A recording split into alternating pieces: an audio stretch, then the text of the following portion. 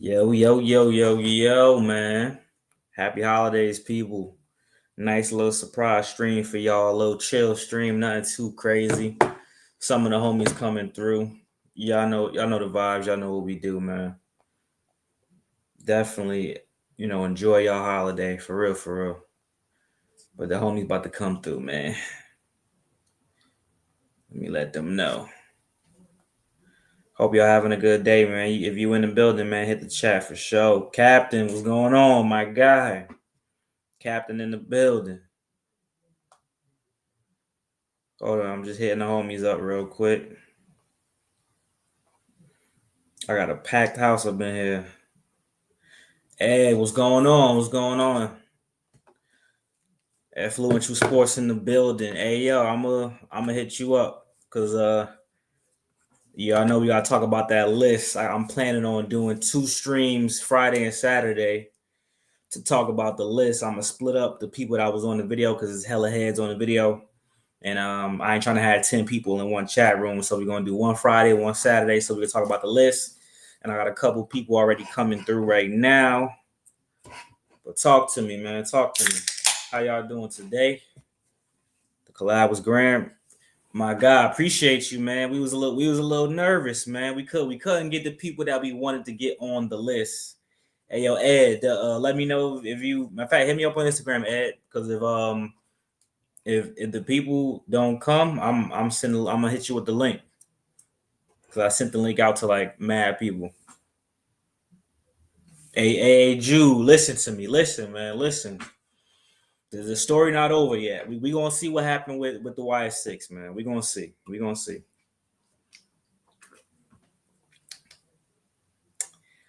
It's not that good. It is what it is, though. We gonna see what happened, man. Listen, I still think Karrion Kross could get his hands on the title. I didn't say the world title. Karrion Kross could be an IC champion in the future, gang. I don't even know what the speed title, bro. Does Candice LeRae still got? Who got the speed title? Who got the speed? I don't know. The Wyatt Sicks should have started off as heels probably, but I did like what they were going for initially, but they ain't followed through with it. The Wyatt Sicks thing should have been if they beat someone, they turn babyface.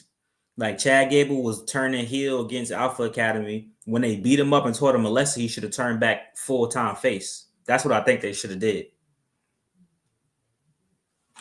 Let me start pinning y'all comments. Why they have Shelton lose to Daniel Garcia? Because Shelton Benjamin is going to come back and win that TNT championship. That's the build-up because Shelton Benjamin isn't going to win the tournament, right? So now the justification of the justification is going to be I got to get my get back on Dave Garcia. He the reason why I didn't get enough points in the tournament or whatever. And then they're going to fight for the title. And hopefully Shelton Benjamin wins the title.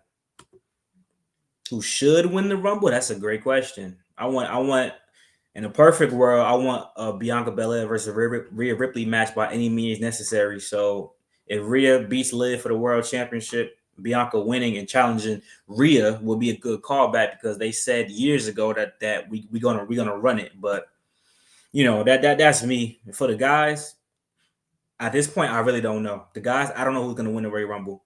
If John Cena won, I wouldn't be upset. John Cena versus Gunther at Mania would be cool. Right hand Cam, what's good, my guy? What's going on?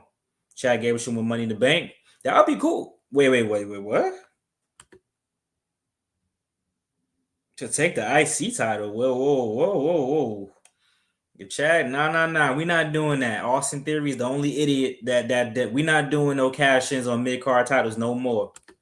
Nephew, thank you for the 7K. I just noticed myself not too long ago that I hit that 7K, man. I'm definitely happy about that. Definitely happy because whatever video I just made the other day, I was like, yo, I definitely want to hit 7K before 2025, and we already had it. So, Ed, I got you, Ed. Hold on, let me see what's going on. I sent out hell of these shits. Let me see. Shit, it's first come, first serve anyway. Let me see.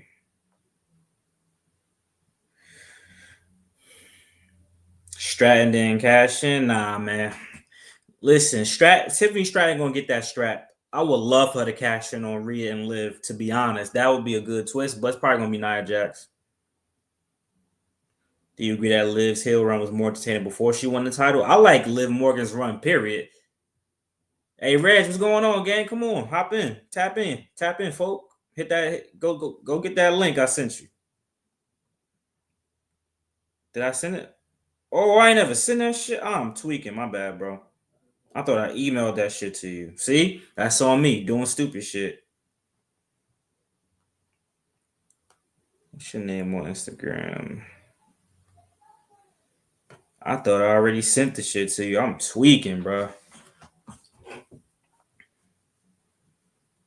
You don't see Tiffany. You think it's gonna be an unsuccessful cash in with Tiffany Stratton?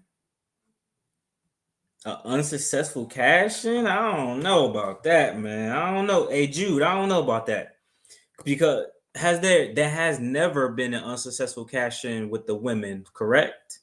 So to do that, Tiffany Stratton will kind of kill her momentum. I think they can't do that. If you're gonna do an unsuccessful cash in, you got to have a woman who's a comedy character win, and then do an unsuccessful cash in. You can't do that to Tiffany Stratton. I think that would kill her momentum and her push like OD. I don't think we could do that, y'all. Ronda Rousey did. I hated that feud with Ronda Rousey and Liv Morgan. They ruined Morgan's first title run, bro. Hey, what's going on? What's going on? Nothing much. What's up? Not much, man. Not much. Welcome to the stream. Welcome to the stream, man. Let's see what the people talking about. Let's see what's going on. Candace was talking crazy. Oh, you said that. Candace was talking crazy. Yeah, that's that's gonna be a match.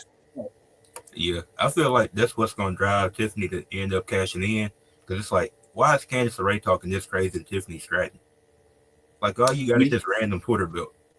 but you know what she gonna say? She gonna be like, "Me and Nia champions, even though we didn't, even though we not the tag team champions, we both got belts." So Tiffany gonna be like, "You a champion? Where the belt at?" It's gonna be something like that. I already kind of see it, and I think you're right. I think that's gonna be why she ends up turning and cashing on Nia. But I really would rather her cash in and go to Raw, put the pink strap on the women's world belt. That shit would look. I'm gonna make that shit in WWE 2K. I want to see how that shit looks. That shit probably look fire with the pink strap. Yeah, it'll help out the Raw women's division because it's like, I don't know where. Because me and Waylon was talking about it. We don't know where Liv or Rhea go, whichever one of them lose. It's kind That's of what like, I'm saying. it was like your idea with you saying whoever lose, they need to go to the other brand, which that'll make a lot of sense. But I don't know if they said that shit last night or they said at the Netflix thing. They was like these two women are the cornerstone of Raw. So I don't think they're gonna get rid of Liv Morgan regardless. I think Liv Morgan, whoever lose, they gonna stay. They both gonna stay. And I think, but what they could do though, Liv lose, focus on the Judgment Day story that they all about to break up because Liv gonna be the reason why Dominic is gonna be more confident to go against Finn Balor. Mike Tyson, we got Iron Mike in the chat. Appreciate you coming to the fans. Street Profit, listen. Oh, hey, speaking of which, yo, what is Street Profits at? Anybody seen him? I'm looking for him. They on milk cartons. You wanna know where Shit. they at? AJ Francis posted a picture. You feel me? I done said I done said yeah, that's what's up. And he liked it. So look, AJ Francis know where they at. We got Rage Man Reg in the building. I What's told up, you. man? What's good? We got a packed house tonight. What's going on, bro? Nothing much, man. How y'all doing? Good. Doing good, man. What's been going on with you, man? Besides the 2K content, bro. Man, just the usual working, getting ready for the holiday season, but just tuning in to really just wondering what next year is going to take us.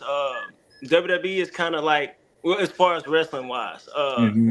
WWE is kind of like filling it in this month of December. The real change is going to happen, of course, when Raw goes to Netflix. Then the Royal Rumble and all of that. That's what I'm really looking forward to, I would say. Facts. But look, Jude said there's no stipulation for the Rhea Liv match on Netflix. I smell shenanigans and them dragging this out to the Rumble. I hope not. Jude, I pray to God that you wrong. Me I too. said it's gonna be hella shenanigans because think about it. I'm like, Drew already said he want to take care of Roman, so I think Drew going to interfere in that match unless they take him out beforehand. The CM Punk Seth match, it could end in a no D, like in a DQ. I think a lot of bullshit gonna happen, but It, something big gotta happen. it has to be some kind of finality on this Raw. I think. I mean, it's this. I mean, I get it that this is the first episode of like on a new network, I guess, and they want to draw people in like what's gonna happen next week. But I think as far as rivalry wise, the Liv and Rhea, that has to end. Like he said, there's no stipulations, but we've already seen all the shenanigans there can be, plus real life injuries that have prolonged the rivalry. So I would say in that match at least somebody has to win clean. I don't care who it is, but if it is Rhea, where does she go with the title? It's really both. It's a double-edged sword. Like there's like you was just saying with the Raw Women's division. Like there's no like whoever wins, like who's going to be a worthy opponent, and then where does Liv go if she loses the title?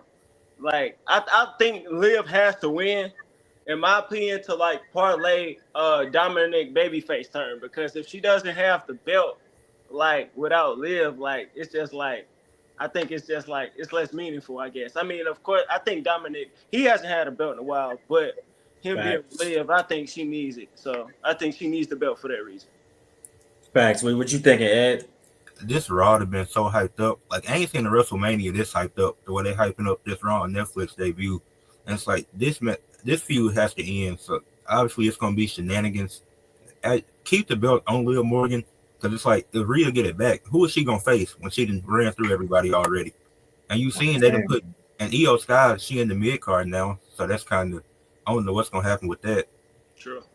She ain't winning it. Yo, I promise you, they about to push Lyra to they put that match for a reason because they gonna make Lyra look hella good against EO.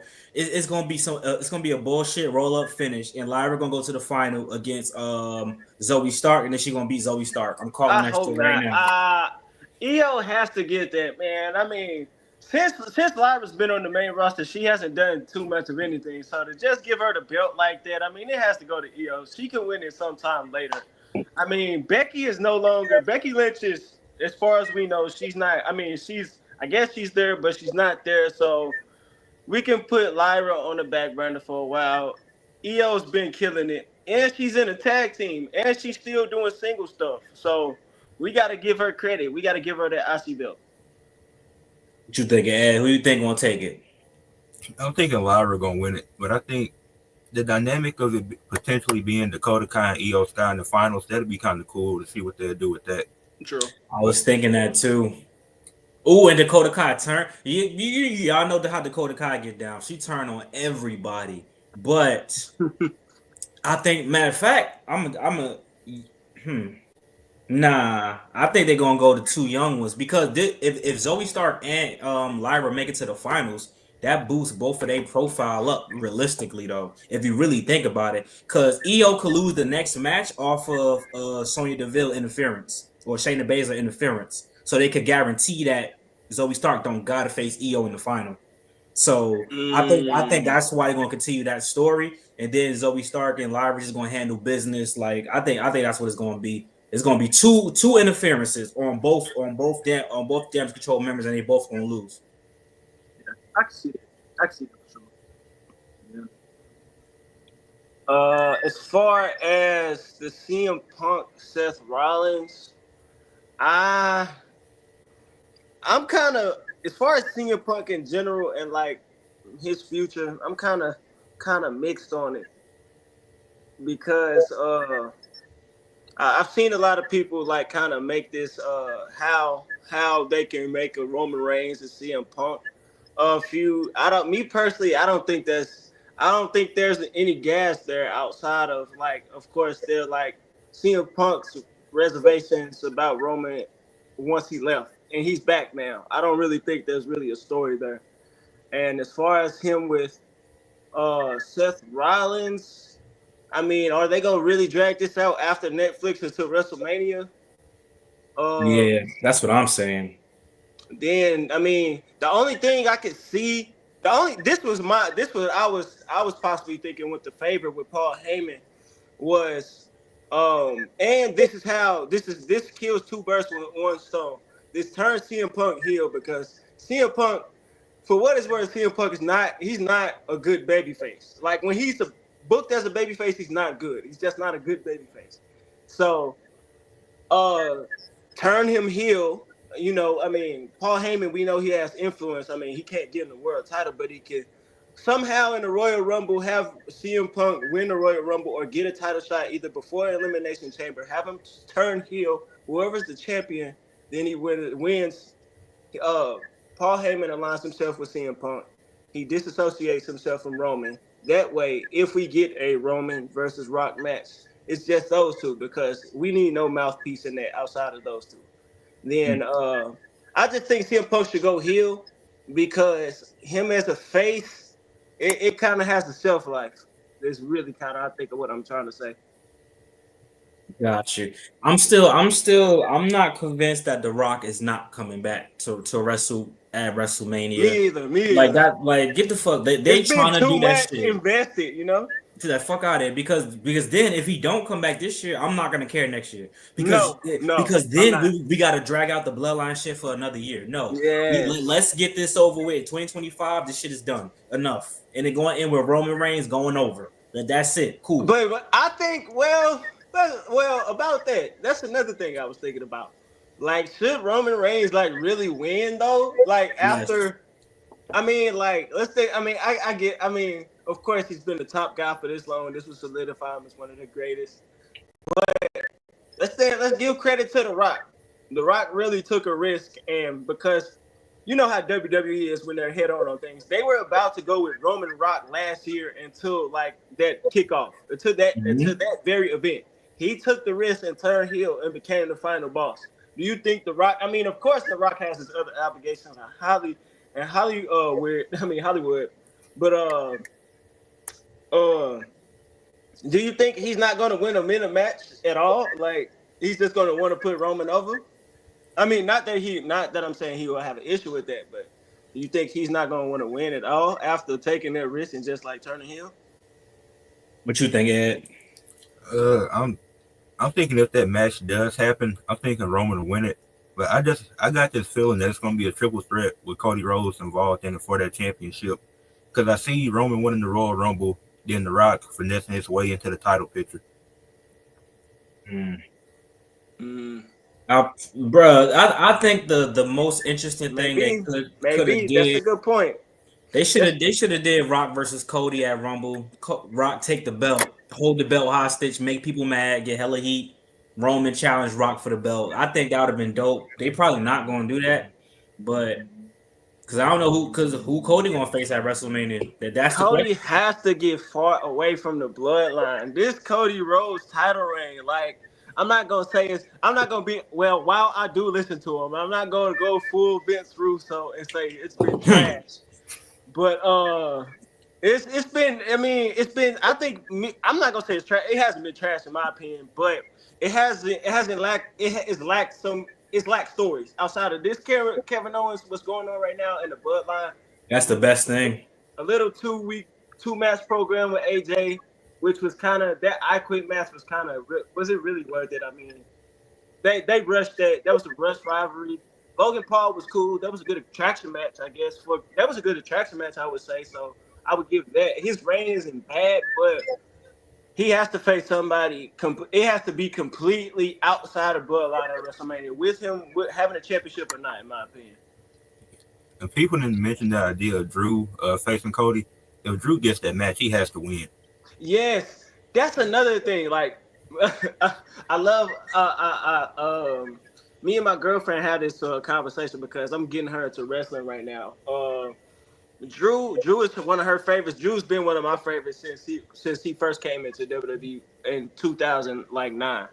But Drew he needs to be 2025 needs to be a real dominant year for Drew. He needs to hold on to a title. He needs to win a title. He needs to have a real run because Cody's overshadowed him after coming back from AEW.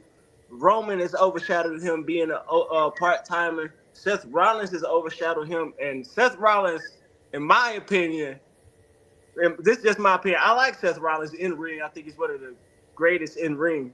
He's crisp as ever, but he is as far as psychology and like mic skills, he is one of the worst, like fundamentally bad wrestlers in that aspect to be in his spot for so long. That's kind of long-winded, but Drew McIntyre's been one of the best, and he has to get a prominent role next year for sure. I think I think Drew, Seth, Kevin Owens, and I don't even know what me saying this, and Sami Zayn is probably like the best workers right now to me, outside of like Gunther and shit like that. Yeah. But I still think Seth Rollins to me is still the best wrestler like in the world to me. That's my opinion. So like for real, he's up there for sure. Because not only like he makes stupid shit work, like that shit that he was doing with the fashion and being the Joker or whatever the fuck he made that weak ass shit work. If he could make that work, imagine we give him something good. I think he should beat CM Punk. I ain't gonna lie. And him as world champion was Seth Rollins' run as the world champion was dope to me. Oh yeah, I like this run as world champ. I like this run as world. It was cool. It was cool. Like so I mean. It's kind of him and CM Punk are very similar. Like, I can only tolerate Seth Rollins as a babyface for so long, and like I think that's where they're similar because they're just like I don't think they're not likable guys just like naturally, in my opinion, from what I see on the TV. Say, Ed, what you thinking about? I want to say let's pick defensively, let's do it. What's going on with the New Day? Who is their first match? Who is their first in-ring match? Ed, what you got? That's a good question because me and my dad was talking about it. He was asking me when I think the New Day gonna wrestle, and I'm trying to like their first feud would probably be with the Wyatt Sicks because I don't know how long they just gonna keep cutting promos and getting booed out of the building.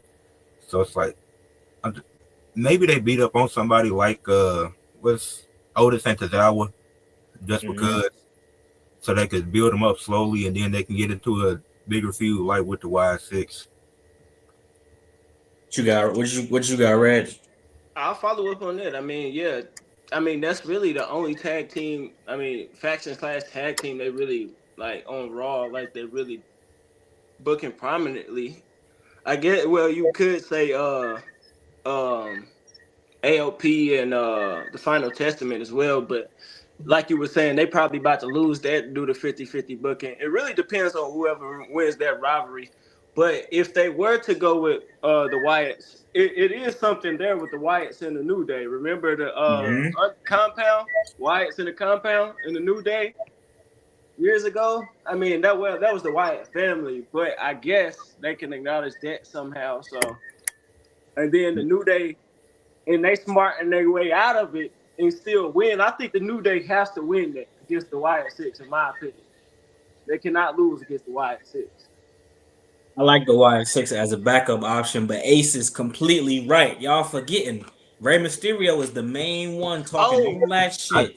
I want them to whoop Rey Mysterio and Dragon Lee ass. Please, I'm begging. Because we got to get Rey Mysterio out of these stupid ass storylines. Anyway. I think he's doing shit for no reason. Well, their first match, well, you can say their first match, but their first rivalry, definitely gonna be them. Definitely gonna be them. But their first match probably gonna be a tune-up match against Humberto. I mean, not Humberto, but the other two guys. They really should be in their position. That's what I don't know if Cruz. Now I'm starting to think Cruz and Wild just not about to wrestle no more because I ain't seen them in the ring. I think the last time they might have wrestled in NXT for some reason. Yeah, they kind of wrestle in NXT and Raw. They kind of both brands. Them boys is ass. Will Big E come back? That's in game, Dexter. Big E got to be clear. It's no way they're doing this without that. Yeah, I feel like all the stuff they're doing, getting Kofi Mom involved, Like Big E got to be cleared. Hey, have you I just thought of something. I saw this on social media probably like a week or so ago. It was another wrestling content creator. I forgot what his name was, but he brought up the scenario of what if this was like a perfect scenario. What if I think it was maybe you guys, maybe. What if I think Ricky said it. What if Brock Lesnar got involved in yeah, he did say that. What if he got involved in the New Day rivalry?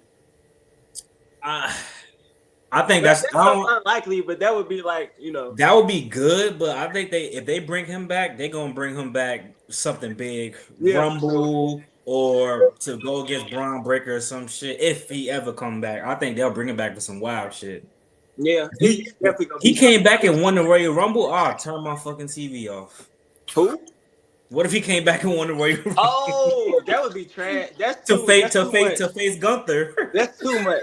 That's too much. That's too much. That's so Vince McMahon like. He would do that.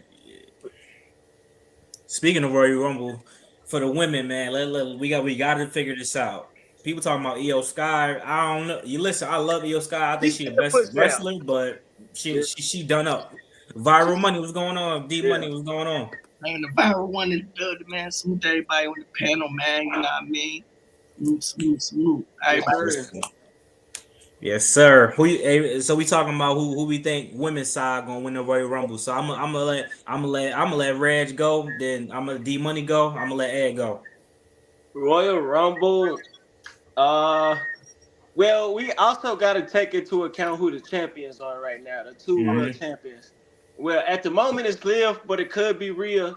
Then we got who's the champion on SmackDown? Nia. Nia. So look, that's how much her title run means to you. You don't even fucking remember Nia's been good though. Nia's been great since she came back. Actually, I'm thinking. Well, it also depends on this Jade Cargill storyline also. Because it's kind of looking like they may go with Naomi because she's benefiting the most off Jade's absence. I kind of wanted that to be Charlotte, and it still can.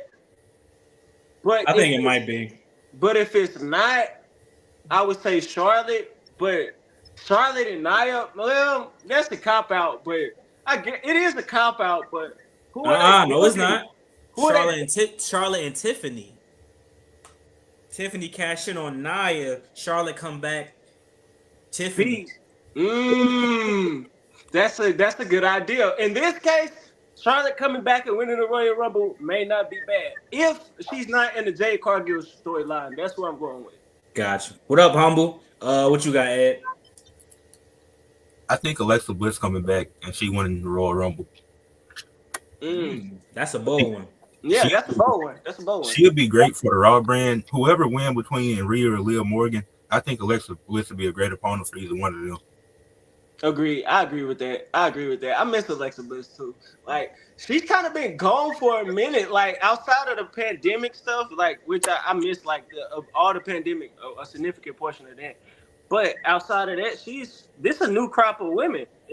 She hasn't really faced a lot of these girls, so that would be interesting for sure having her on Raw. And Alexa Bliss is a star. Fact. You got D Money? I'm gonna go with a dark horse, man. You know what I mean? Could be biased a little bit, but I'm gonna go with Jay Parker, man. I'm gonna go with Jay Parker. Yeah. I'm going with Jay Parker. I think she got the it factor already. Is she the best in the ring? Not necessarily. But I think they can make a story. They can make probably the Cody story out of her, where she wins the Rumble. She put up a good effort against Rhea Ripley, loses the match, and then we kind of have their version of the finish the story for going into WrestleMania 41. You know what? That's one option. I think Charlotte coming back. That was my second option right there. I got a chill in my spine thinking about that shit. I was like, yo, this motherfucker gonna come back at the Royal Rumble, win that motherfucker. Then Jade Cargill gonna come back and say, you the one that attacked me, but Charlotte's still gonna have a title match at WrestleMania. But then up until WrestleMania, she gonna go get Jade Cargill and then beat whoever the fuck. You know what I'm saying? Yeah. Oh man. He brought up. There was also a great point about because Jade also, she's also going to be in the mix with the Nia story, because her and Nia also have a backstory as well in that. So I think it may be some kind of mix of, well, in the main event of WrestleMania, but as far as the Rumble, Charlotte going to win. But as far as the SmackDown Women's World Title scene, it may be some kind of mix of Nia, Bianca, Charlotte, and Jade. By the way, I think Charlotte Flair will beat her dad record. I think she's gonna be 17. You got to look at already. Yeah, you got to look at the history of her title runs. A lot of her title runs are short as hell, just so she could build the numbers up. She could get 3 belts within the next 5 years, like that. That don't sound crazy to me. I don't know. I think these last ones though. I think this Charlotte last run. I don't think she's gonna get 3 fast runs. If she gonna get a run, she gonna get a real run. These gonna be like her last. I think this current run is probably gonna be her longest run when she wins the title. It's probably gonna be our longest run. Eden Green, what's going on? I think we wasted our time, man. I think we wasted our time, unfortunately. I think Charlotte is gonna win the Rumble. I think so too. Cause I literally can't think of who else would make sense. Like, right. That's what I'm thinking. Y'all want Io Sky to win, but I want Io Sky. I want her to be champion, but what's the story? Right. Like, what's the? I don't know. Like, she going Charlotte. She win. If Io Sky win, she's gonna challenge Nia. Rhea Ripley. I think she'll challenge Rhea Ripley. And that would be if Rhea Ripley win. That is let's say if Liv retains, she would challenge Liv to get that win back. Yeah, you know what I'm saying. So I don't know. Like Rhea and Bianca could have a match at WrestleMania for no belt, and I'll be cool with that. Yeah, to me. So if Rhea does lose, that could be the story. Honestly, I'm gonna be honest. And this is another reason. This is actually a reason before I say what I'm going to say. Because she was in a world title women's match last year, I don't think Rhea should have any world title match or be in any world title match this year. I agree. It should be like an interpromotional match. The last 2 years. Exactly. I think you could put Rhea versus Dom at Mania, and that would be good enough. No, it got to be. Don't got the heart to do that. Rey Mysterio, he got to retire Rey Mysterio though. That got to happen. Yeah, I agree. Yeah. Triple H don't got the heart to do an intergender match. I don't think they're going to do I don't think he does either. Not a real intergender match, like a real like China versus Jeff Jarrett intergender match. Yeah, they ain't going. Dom went. I'm not trying to watch a match where Dom don't get no offense. He don't even push her. I'm cool. Right, that's trash. That's absolutely trash. But I'm gonna say, Ed, let me ask you this: what you think about the Damian Priest and War Raiders team up against the Judgment Day? What you think about that? That's just filler to find out whatever they're gonna do with Damian and Finn next. Facts. This is just filler, honestly. This is gonna be like a 6-man tag at the Rumble, or maybe on Netflix. Well, not gonna be at the Rumble probably. They're gonna drag it to a world. I don't know what they're doing with Finn or Damian Priest right now. What you got, Ed? It really seemed kind of pointless. Like, if I'm the War Raiders, we just won the tag titles. So I'm not really trying to help out Damian Priest.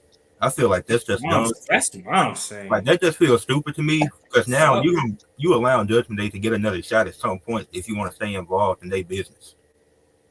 He talking about, you had our back. No, the fuck he didn't. He just did that shit to fuck up Finn. He don't give a fuck about y'all. What the fuck is going on?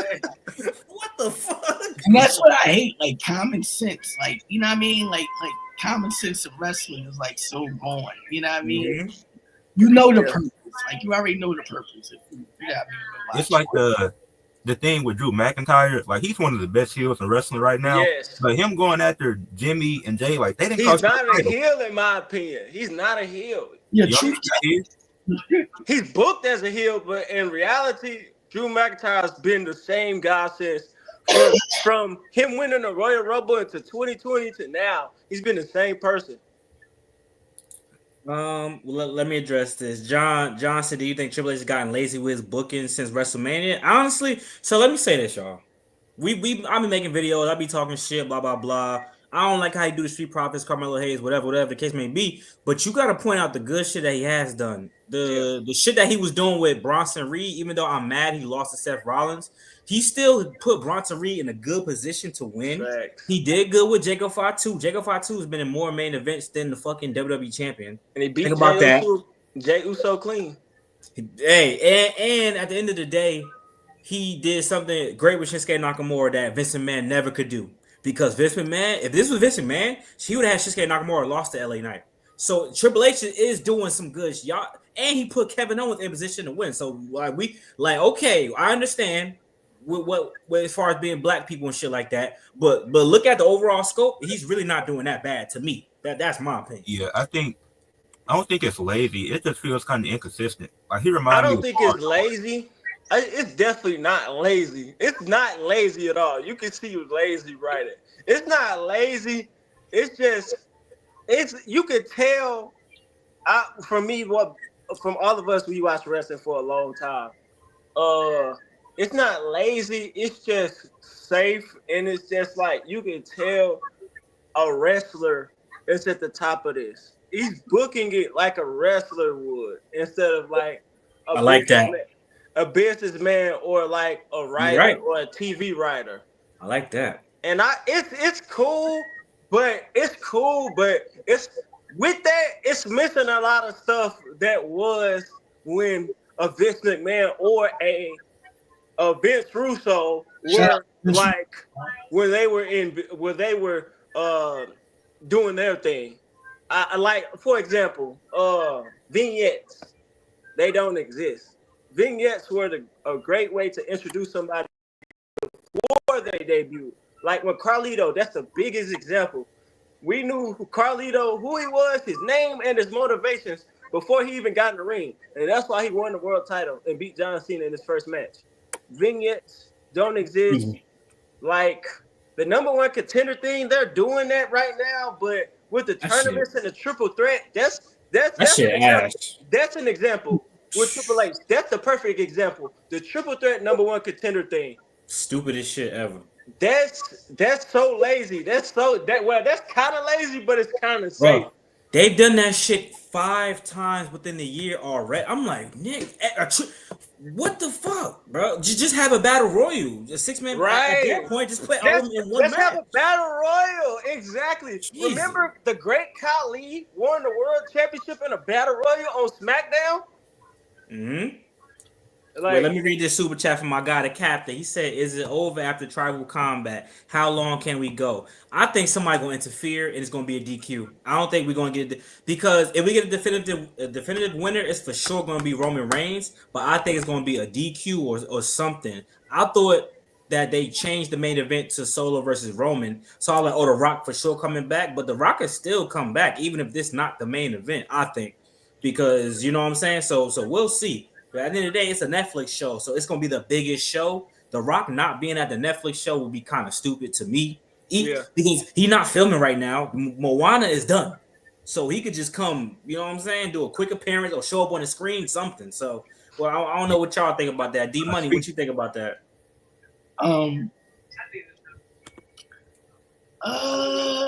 Ted, I'm gonna get to that. Go, D Money. My bad. Repeat the question again. My fault. I said, so what do you think about? Is The Rock gonna show up or not? Even if the Roman versus Solo is not the main event, is he? The Rock's definitely showing up. He's showing up because his last appearance was at Bad Blood. It's not just that. It's that because if you think it from a business standpoint, right? When you look at the TKO brand, right? It's like, all right, this is a big play that we're doing right now with the Netflix thing. We need something that people going to talk about. You know what I mean? We need press. We need boom, boom, boom. How about The Rock interferes? You know what I'm saying? It's some type of Rock appearance that's going to happen. You know what I mean? It's just going to happen. Yeah. Yeah, that's definitely going to happen. And not to get off topic, I saw I saw a comment that was kind of to the point of how Triple H is writing, and it's kind of how it's safe, and it's like he's writing like a wrestler would. His booking at least. Somebody said they want to protect wrestlers like within in the triple threat tournament. It's like there's different ways to protect somebody that keep doing triple threat matches. That shit is. But you know what? Honestly though, we need to stop that. I'm gonna book it because this shit happens every time. I'm gonna book the match this way so this person still looks strong. I'm gonna book the motherfucker went off a surprise roll up. The motherfucker went off a count out. The motherfucker went off an interference just so this person looks strong. Somebody losing doesn't mean that they're weak. That's what Triple H's problem is. Like what you're actually doing, the shit you're doing with Rhea is actually making motherfuckers weak. She beating up on 10 motherfuckers at once. That's weak. If her and Raquel have a straight up match and she win, that don't mean Raquel weak. That just means Rhea stronger. But they don't understand that though. They don't understand that psychology. In life, you gotta lose. You can't be successful every fucking time. You can't look strong every time in life. Like we're not stupid. We're human beings. They kind of ruined it. Triple threats, that's low key one of my favorite match types, and they kind of ruined it for me. Bro, the Natalia shit, bro. I was like, yo, I knew Natalia was gonna lose, but why couldn't I think Alba Fire should have took that pin. You know, one of the worst spots in wrestling ever, like, and me and my girl was talking about this on Monday. The double sharpshooter. That is one of the. Yeah, that shit ain't. It didn't look good. It didn't. I'm not selling that if I'm one of those girls. Like it looks terrible. She couldn't because she was pretending like she was struggling to get it in, but she really couldn't get it in because it kept slipping forward. It's physically impossible. Like, oh, when she started locking in the double sharpshooter, that's when I lost interest in the match. I didn't care anymore. You kind of knew she was gonna lose at that point. But wait, let's do. Hold on, somebody had a good one. Ted had a good one. Your NXT male and female MVPs. Let me go first. Obafemi for the male, and then for the female, I'm gonna go Stephanie Valkyrie. And she ain't even be here that long, but she been bro.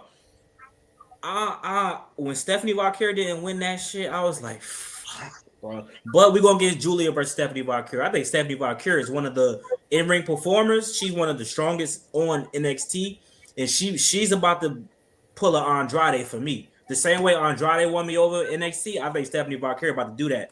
But who's the we got the OG in the building. Alfie Kingdom, aka Expert Level Wrestling. What's going on, OG? Yeah. What's going on, players? What's going on? We talking about our NXT male and female MVPs. Reg, I'm gonna let you take it. Then we gonna go around.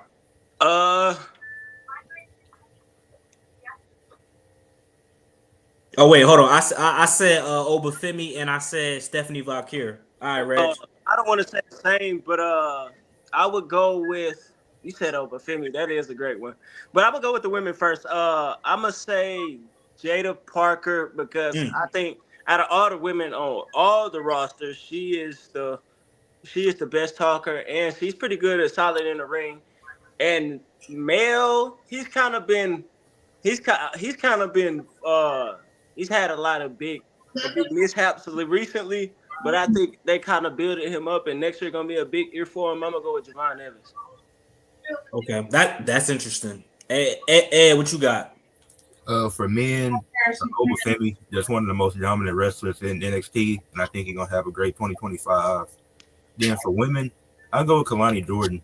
Like, I just really love her matches, and she became one of my favorite wrestlers. Yeah, true. She is good. She is good. D-Money, what you got? Well, for female, you know where I'm going. Jade Parker. But for male, what's my man from Chase University? You talking about Andre? Yeah, I think he had an underrated year, man. I think he had an underrated year as far as like the character development, as far as like the storyline and everything. I think he had a yeah, I was laughing at that earlier. Hey, yeah.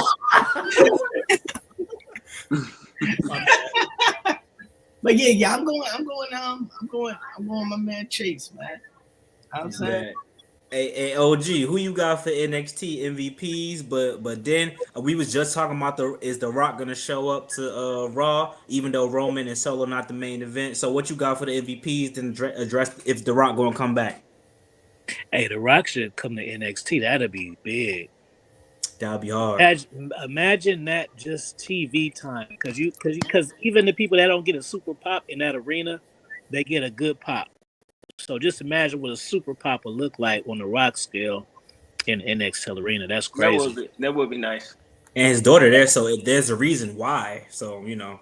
Yeah. Because even just like AEW, how they just did the last one, Ricochet, like just you know, having that many people condensed is so much better than making the same amount of people in a large arena. You know what I'm saying? Like they need to look for like theater venues and shit like that instead of these empty stadiums trying to fill in these. We're gonna talk about that next.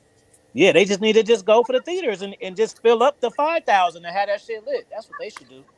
And sell them out. You know what I'm saying? But as far as that, it's easy. I ain't even got to think about it. Jada and Obi. That's easy. Fact. Okay. Yeah. Facts. I like that.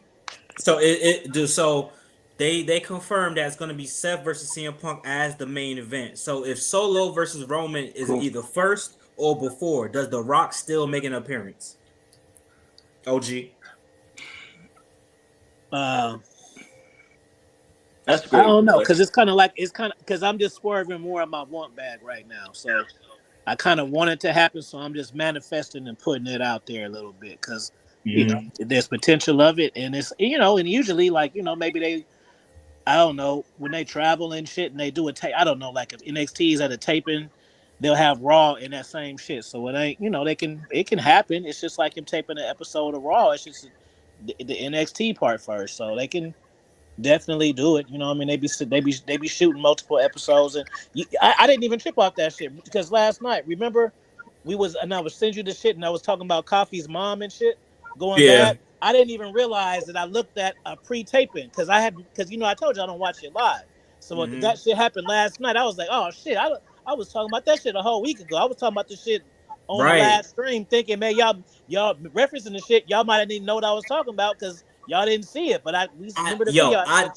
You know what's funny? I really didn't know what you was talking about. I thought that was like a backstage segment that I just didn't see. So then when I saw it yesterday, I was like, "Oh shit, this is what this motherfucker was talking about." I'm like, "You motherfucker, you spoiled it for me." Well, yeah, I actually forgot that all these Raws a lot of these Raws recently in December. Facts. Yeah. But so let's talk about this, y'all. They said so officially AEW Rampage is done, and Tony Khan said they're gonna go smaller venues after the success of the venue they had for the AEW the Holiday Bash. What do y'all think about going smaller venues? Is this the right move to make, or you know what I'm saying? Is Tony Khan just playing scared? Ed, what you think, Ed? Thank God Rampage is gone, because who was watching that on a Friday night? Facts. I maybe watched it like twice in the last year. Right. And then the smaller venue things, it's kind of surprising because I feel like they were making good money in the bigger venues, but it's Tony Khan, so. Before next person go, it's not about the money. It's about how it looks. Because motherfuckers is always smart asses and they want to fucking show that the venue is not fully packed and all this other shit like they fucking know business. So now when they go to a small venue, motherfuckers can't be on some shit like, look how small this fucking venue is, blah, blah, blah. But hold on, y'all. We got my brother from another mother, Ricky the Shadow, is in the building. We got a full panel tonight. Ricky, what's going on, gang? What's good? Yes, Happy you can make it. We talking about a good topic. I'm gonna let Ricky go next. So listen, hey, excuse me, one more. You got it. Yeah, because I had went to a show this year, and I live in Arkansas, and it's like some of the areas they're blocked off where you just can't sit at. So it's like as much as fans dive deep into that, it's like not every area is able for you to sit at. That's interesting. Oh, I think I know why. I think OG probably know why too, but we'll talk about that. But yo, Ricky, we talking about AEW. Rampage is officially done, and Tony Khan said we're gonna start messing with smaller venues due to the success of the Holiday Bash. What do you think about that? And then we're gonna go to Reg, then we're gonna go to D Money, then we're gonna go to OG. So as far as Rampage ending, I felt like Rampage could have been a good idea. It was a good idea, Because like once you get done watching SmackDown, you can watch a little bit of AEW. But once they added like Collision and all that, it was like, okay, they don't care about Rampage. Like you could have just got Rampage and made it like a 2-hour show instead of doing the whole show for Collision, you know? But I think it's the right thing to do. Get rid of Rampage, you know, because it was good for when it started and stuff. But you know, once Collision came along, they didn't really focus on Rampage a lot, you know. But Yeah. as far as them doing smaller venues, it's a smart idea. Like, yeah, people are gonna make the fucking memes and the jokes of, yo, Mm-hmm. that's crazy. They went from selling out this arena to selling out now small venues. Like, shut the fuck up. You're the main ones that asked them to do that. Like, come on. So, and plus, a small venue is not that bad. Is it just you gotta make it look good, like how the ECW arena looked. You gotta make it look good, you know, or how NXT has their arena and Yeah, they have they little like changed the certain things. paint. That shit don't look the same. They changed the paint. That's why people was like, "What? That's not the same place." They changed the paint. That shit looks stupid. But Yeah, yeah, okay, I okay. think it's a smart idea. You know, I'm not gonna hate on it. Shoot, and if anything, Couch, me and you said this a couple of streams ago, bro. Lot like a smaller venue is better if you want to give like the crowd to get with, Yeah, like we you did. know, Yep. they can like they interact more. They feel closer to the action, like because it's hard like getting over with the crowd on a stadium, them chanting your name and stuff. Only guys like Samoa Joe, LA Knight, those guys, they got over with that. But half of the arena though still don't say their name. But when you get a small venue and you see everybody do it, that's gold right there, bro. So I'm not mad at it. Shoot. And I ain't gonna lie. I like the setting they had on the last episode. What was it on? Was it Saturday, Collision? right? Right? It That was the shit was one with Saturday, Shelton right? winning. What you mean? It was Saturday, right? Yeah, the Yeah, correct. yeah. Yeah, I like that setting. It looked nice. I'm like, yo, they should do this more often. Like, you know what I mean? Like I don't give a fuck what no one says. And if anything, and I saw this on a comment section, and I think they should really do it. They should try to do either the Lucha Underground arena or like make something similar like that too. Mm. You know? Yeah, the lighting for that shit was hard. That shit was like Yeah. orangey yellow type shit. Oh wait, hold on, y'all. Yeah, Hold on, y'all. Samantha Irvin. Yes, I that's did post a Ricochet video. It already got 1,000 views, and he's looking real good. Okay, Nah. my bad. She was calling me. My bad. My bad. Reg, what you good, got? What you bro. got, gang? Ricky said most of it, man. I agree. I piggyback on what he said as far as Rampage. I mean, the less the better. I mean, that's just a lot of wrestling content in general. And the reason it was initially established in the first place. I mean, yeah. I mean, it's time, man. As far as them doing the smaller venues, yeah. What's this year 5 of AEW right now, Mhm. or is it next year? They're in 5 already. Okay, well, they going 5 and going into 6. So, I think they just got a new TV deal. Well, not to go too much into the business side of it, they got a new TV deal, and this would be one way going to smaller venues to really differentiate themselves from WWE. Not to necessarily downsize to make it look like they indie, but like we were saying, to get the crowd more interested in obviously invested in the storylines and yeah, moving smaller. I mean, and then I'm sure they're not gonna like with them going to smaller venues. I'm sure they're gonna figure a way how to still implement wrestlers pyro into all that. They're not gonna Mhm. go cheap with it. So I think it's beneficial. I like somebody just said they should have been did that. But I think I still think it's a good decision. It's better late than never to like really differentiate themselves. It's like really a real alternate to WWE. Yeah, what you think about the small venue? I already talked about it. Oh yeah, my fault. I'm drunk. D Money, what you think about the small venue? I think it's a good decision as far as if you want to I guess stop the trolls, I guess. You know what I mean? Stop the because it's more of a troll thing, you know what I mean? Versus it being such a issue with the difference between a big venue and a small venue. I think that's what's really going on. They don't want, people to see that in light. But I think as far as what they can do with Rampage, what I felt like they should have did with Rampage is make that the ROH brand on you know what I mean? I got you. Yeah. I see what you're saying. Because that would have helped that run anything. You know what I mean? That could have really helped. If that was the issue with the ratings, they could have definitely did that.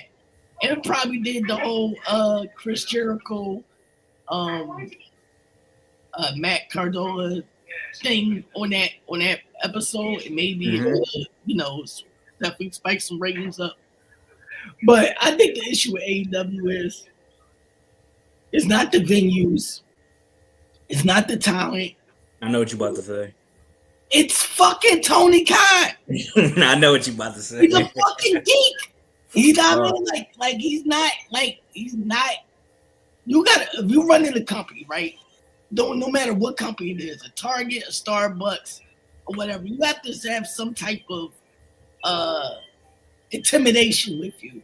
You know what I mean? Say what you want about Vince McMahon, but Vince McMahon always stood on business as far as, it's going to be my way or else. You know what I'm saying? Yeah. He stood on that. So that's why. Ooh, that's good. Hey, Dexter, I'm going to address that in a second. OG, what you think about, real quick, about AEW going smaller with the venues? Because I'm about to tell them. I think you probably about to tell them the reason why, but I'm about to tell them the reason why for sure. Yeah, it just looks better on TV. And the best way to attract new viewers is to have a good TV product. You know what I mean? So. Yeah. All right, y'all. Let me tell y'all something now. Let me tell y'all something, right? First, so I was gonna make a video about this, but it's the holiday before Christmas, Christmas Eve. I'm giving y'all a free game. Tony Khan is a concept type of guy.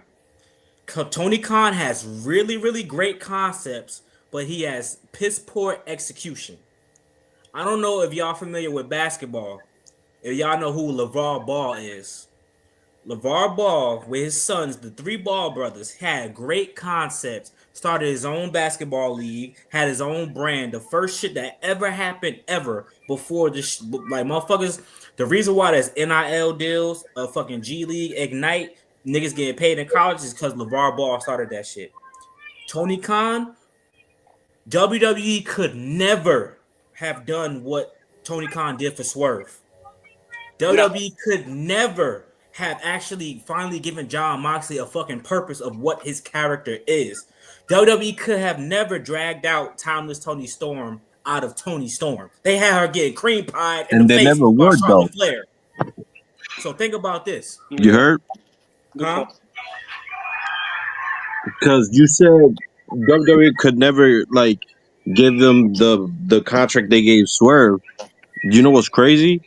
No, Even if they could, they still just wouldn't the do push. that. Not the contract. I'm saying the character. Like Yeah, they could I have never agree made with that. him Yeah, a even big that time though. player. But with that going in though, that's my whole thing. Even with because how much is everything worth? His contract, his longevity, his because he's a big part of AEW now.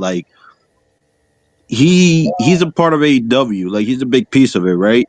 WWE wouldn't even do that. So even if they had the chance, they wouldn't offer him the big deal. They wouldn't put him in the main event. You feel me? So I don't know so here's the thing about Tony Khan, right? What Tony Khan needs to do definitively, he's a concept guy, like I said. He needs to hire someone who actually knows what the fuck they're doing. And that person is Shane McMahon. Shane McMahon should be the booker. Like the head of whatever Triple H is to WWE, the head of creative. Shane McMahon should be the booker. Mark Henry, all the motherfuckers. I don't even know Mark Henry still worked there. They should be the development. Nah, Mark Henry's not working there no more.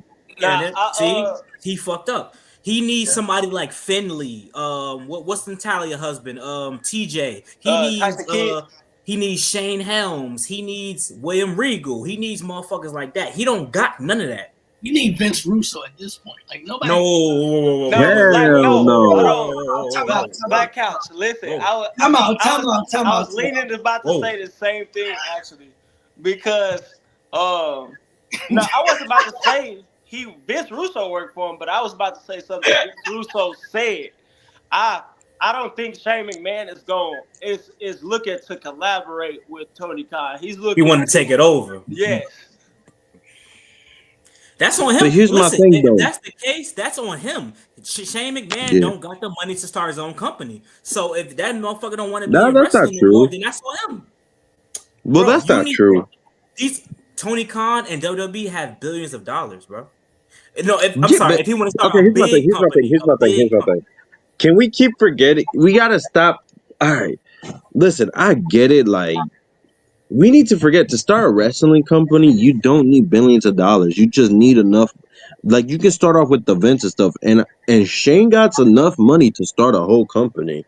It might not be as big and as flashy as WWE, but it still will be a company. My whole thing is this, but even then though, he don't want to do what Booker T doing. He want a fucking on TV type shit.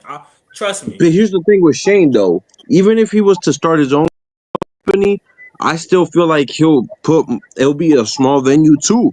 Because keep in mind, he came up with Raw Underground. Raw Underground, you saw how that shit looked, right? Shit was like a little bit of people, shit like that. So my thing is, even if he starts a company, it's still not gonna be this big flashy thing. He's still gonna have it like really edgy and small. Yeah. Hey, real quick. OG just sent me something on Instagram. I want to know everybody's thoughts on this. Hey, OG, I'm gonna let you go first.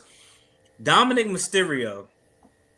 So are we getting a soft? Did we get a little tease of a soft babyface turn? Even Dominic Mysterio said the New Day went too far. I'm like, what the fuck, man? You show up to your mother house on Thanksgiving, terrorizing people and shit. You talking about the New Day went too far? We getting that shit. OG, are we getting a babyface Dominic Mysterio turn? And will it work? It'll definitely work. But it'll work if they let it unroll. Like if they like make it like, okay, he's gonna start like catering to fucking faces and shit, then it won't work. But it just works for that circumstances because it's getting the heels over by having the most hated heels saying, hey, I don't know about you, play. So it's getting the people over. But if they organically do it, yeah, but not if they just start having them doing 6-man tags with Mysterio in 3 weeks. Fuck no. Can I say this though? I hadn't even laughed at that. The 6-man tag. So Mysterio brother and son back at it again. Like, nah, bro. Hey, Ricky, that's the word. Ricky, the last thing I want to see. Before you say your point, answer this as well. Would him going against Finn Balor turn him face, or would that actually make things more complicated because Liv and Raquel would still be heel? What do you like? Add that to your shit and then go. Okay, so I'm glad you actually brought that up because here's a good way of making him heel. So, I mean, making him babyface. First of all, there's 2 ways you can go about this, right? You can go the MJF route, right? Where like the people start loving him, but he still acts like a piece of shit. Mm-hmm. Or you can do where what's a good? Okay, we all saw that match with Gunther, right? Where they started chanting for Dirty Dom. Mm-hmm. Remember that one? We need to put him in a similar match like that, right? And do a near fall, right? And then Finn comes out and attacks him and beats him up, as well as JD and everybody. And I still feel like that won't help. So after that, that's when he's like, you know what? It's time to cut the bullshit, stop the whole, oh, I was in jail, I was in prison, whatever. It's time to win some championship gold, right? And like he breaks up Liv eventually because Liv is like screwing around, like messing up his whole fucking like goals of being a champion again, you know? And I think after that, that's when he's a babyface. But don't make him like, you know, clean shaved like babyface like the first time. Like have him on some Eddie shit. Like still make him do some piece of shit stuff like cheat and all that. Like how I was Eddie just did about to it. say that. And Yeah, do that. yeah, I was Like just about that's to say exactly how he same needs thing. to do it. Yeah, keep him the same. Like, yeah, don't force it, bro. Don't make him align with allies. Don't make him like a don't well, I'm not going well, it's well, I'm just using this for recency's sake. Don't make him like a Jay Uso and him aligning with guys like just for the sake of it, you know? Just because they're good guys. Yeah, just keep him separate. If they can really roll his babyface turn out naturally, like he can really Dominic can be like really one of the people that carry the torch for WWE these next couple of years when Cody done. I mean, because who knows how long Cody gonna be at the top before they wanna replace him. Who knows how long Rody after this year, after really like so this is a real topic. After well this should be. After this year, after 2025, the year 2025, what's next for Roman and Cody? We already know John Cena retiring after this year. Roman and Cody. I think. I don't Let's be think honest. being Can I a be part honest? timer shouldn't be an issue, bro. I don't think that should be an issue. I'm not gonna lie. I think being a part time is not a bad thing. If as It long is. as you're It's not not. the as long Yeah. as you're not the champion, it shouldn't Yeah. be an issue to me. Right. Yeah. In that case, yeah. I mean, to But be but honest, but when then what can you? go ahead. Yeah. Nah. I'm not gonna say that. I'm not gonna say that. I'm not gonna say what can you do with Roman, but We got he to run probably back that Seth Rollins shit. He still hasn't beat that Seth too. Rollins That yet. yeah. Facts. He Facts. still ain't beat him yet. I was about to take that back. I was about to take that back because there's still stuff you could do with Roman, but he but I'm trying to kind of bring it like I'm trying to think of it in totality.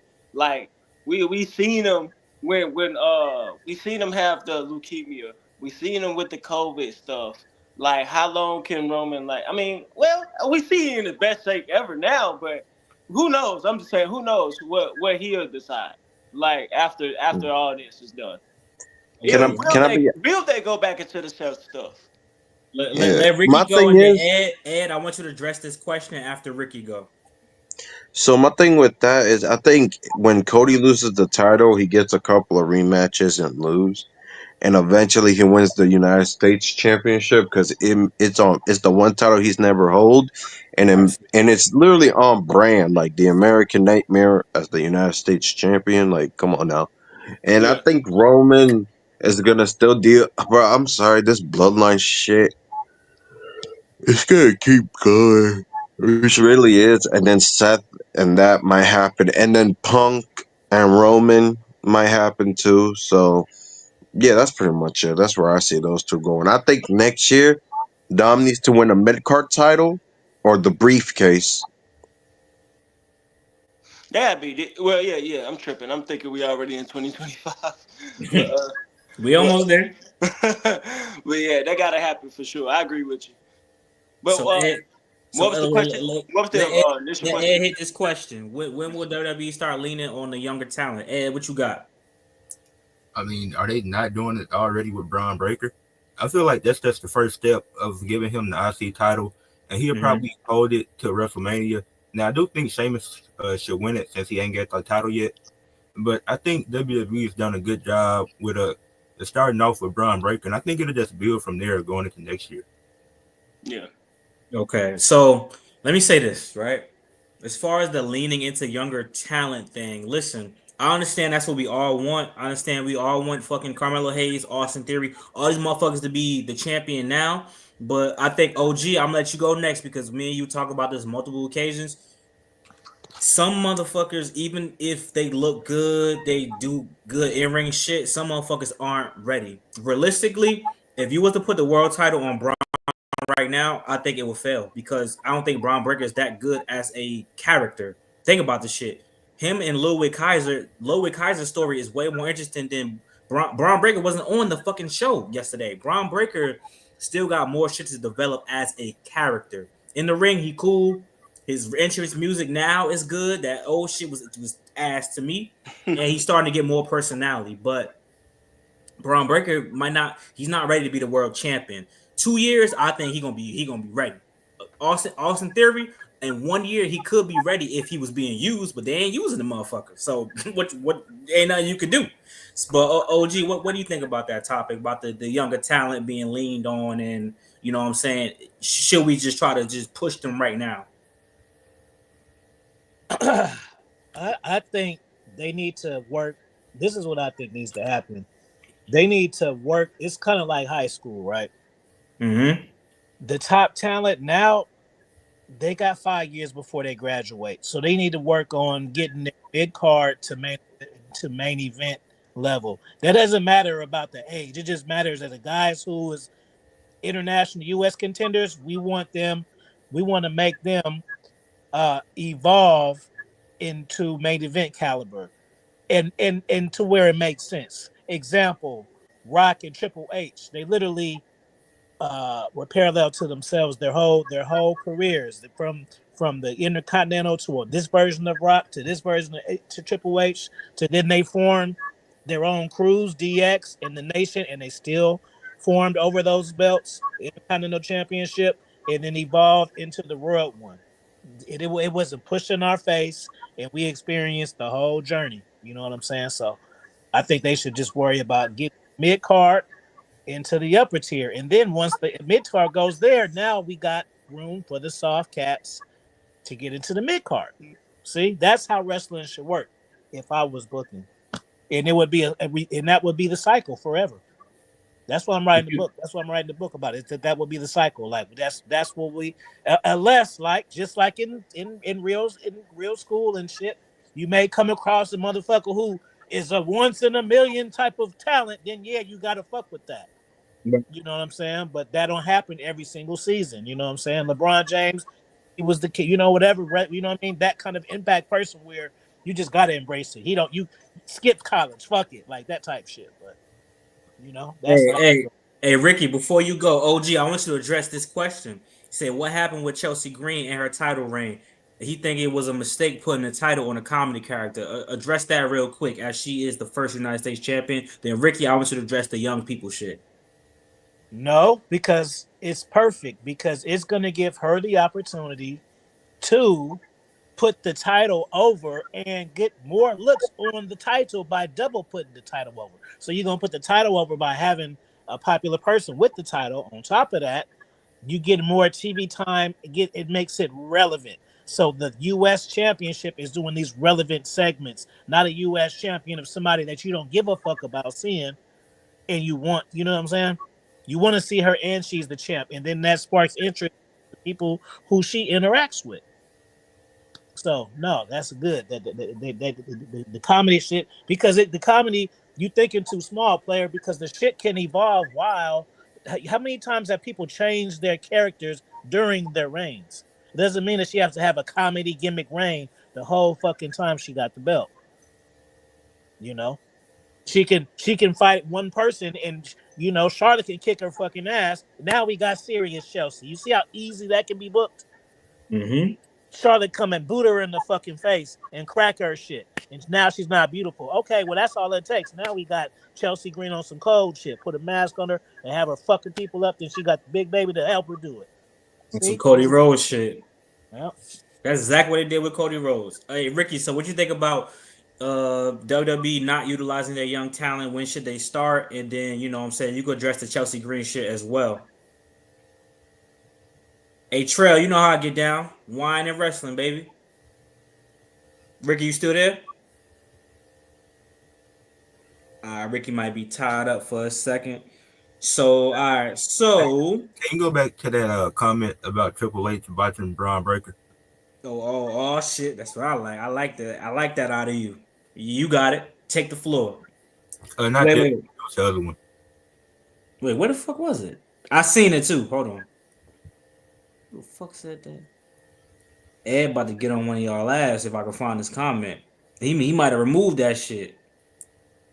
Fuck it. Just talk about that shit though. Him botching. I'm gonna find it. Oh, I got it. Boom. Right here. Bennett. Triple H is botching Braun Breaker. That's completely false. Number one, everybody is affected by Raw going to 2 hours instead of 3. Like I was reading the article and talking about some wrestlers have been frustrated with that because it's been a 3-hour show for the last decade plus. So it's like with it moving to 2 hours, that just makes things more difficult. And with it going back to 3 hours, more people will be able to get more TV time. And it's like he is the Intercontinental Champion, so it's not like it's a mid card title. He don't got to be on the show every week. But when he is there, he's consistently putting on good matches. My only gripe with Braun Breaker is the promo work. That definitely needs to improve in 2025. But he's consistently putting on good matches, and this is going to be a great IC title reign. I think Triple H done a great job with Braun Breaker. I agree. Only thing I don't like that Triple H does is he makes them lose the first time. Like he made Bronson Reed lose the first one, Braun Breaker lose the first. I don't like. He think that everybody got to lay on their back before they could become successful. Like Vince McMahon, Austin Theory out the gate with the cell phone was kicking Jeff Hardy's ass. Like that shit was crazy to me, bro. But I like Yo, it. can y'all hear me? I like. There you go. I was like, hey Ricky. All right, now that you back. Yeah, well, my bad. My mic was acting up. What's up?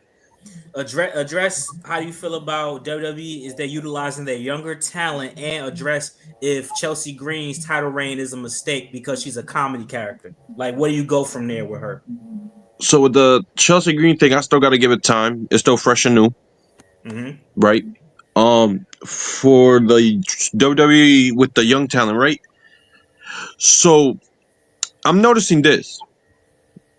When it comes to the women's division, they're leaning towards more the younger women. I will say that. For the men's, I still feel like they're still using like the Romans, of course, and the Codys and the veterans. So I don't know. I think for the men, they need to start using the young guys more. Because I will say for the women, they are using the young women more, which I appreciate. But yeah, the problems with the men's, they got to use some of the young guys more, like Apollo Crews. Well, Apollo Crews not young, because he's been there for a while. Let me think, like Carmelo Hayes and all them. But like we'll see though. But it's definitely with the men situation. Hey, I got my nephew, my YouTube nephew in the building. Well of wrestling, what's going on, bro? Yo, what's up? How's everyone doing? We're talking wrestling today. So Let's go. Canada in the building. Canada building. So what's up? What's good? So what's your perspective on the young people? I think my perspective on the young people, I think there's a lot of talented young people, but at the same time, you still gotta start pushing the older people because they're still draws. Seth Rollins is still a draw. Roman Reigns is still a draw. Cody Rhodes is still a draw. But I think you should start building up those mid card guys, the younger guys, more. Like I don't get what they're doing with Carmelo Hayes. They make him look like a joke. Like getting squashed by Braun Breaker in 3 minutes. Like getting squashed by Braun Strowman in 3 minutes. I don't understand that. Tiffany Stratton's is looking like an idiot. Like she can be the next megastar, but she's looking like an idiot. I just want them to start pushing the younger guys more, but they should keep pushing the older guys and not pushing them to the side. That's what I think. One more thing about the Braun Breaker thing, because Bennett said him losing to Sammy and Jay was dumb. I feel like Triple H booked himself into a corner because now the Sammy loss, I do agree that was dumb. With Jay, he's the most over star on Raw, and that pisses me off that he got a 28-day title reign. It's like if it was gonna be that short, you shouldn't have gave it to him at all, because that was really pointless. So it's like that hurt Braun Breaker and Jay Uso because they both got shorter title reigns. Now Braun, he's getting the second title reign, which would be fine, but it's like Jaden went right back to the bloodline. So I don't see him getting the singles title anytime soon. I'm happy you brought that up. Speaking of Usos, AOG. Last Friday, Jimmy Uso came out, cut a promo. You don't know what Jimmy Uso could do. Maybe I could main event Jimmy. Maybe I could get a U.S. title. Do you think that they're going to do anything significant with Jimmy Uso as a solo star on SmackDown to rival Jay Uso on Raw? OG, what you think about that? Because me and you talked about this before.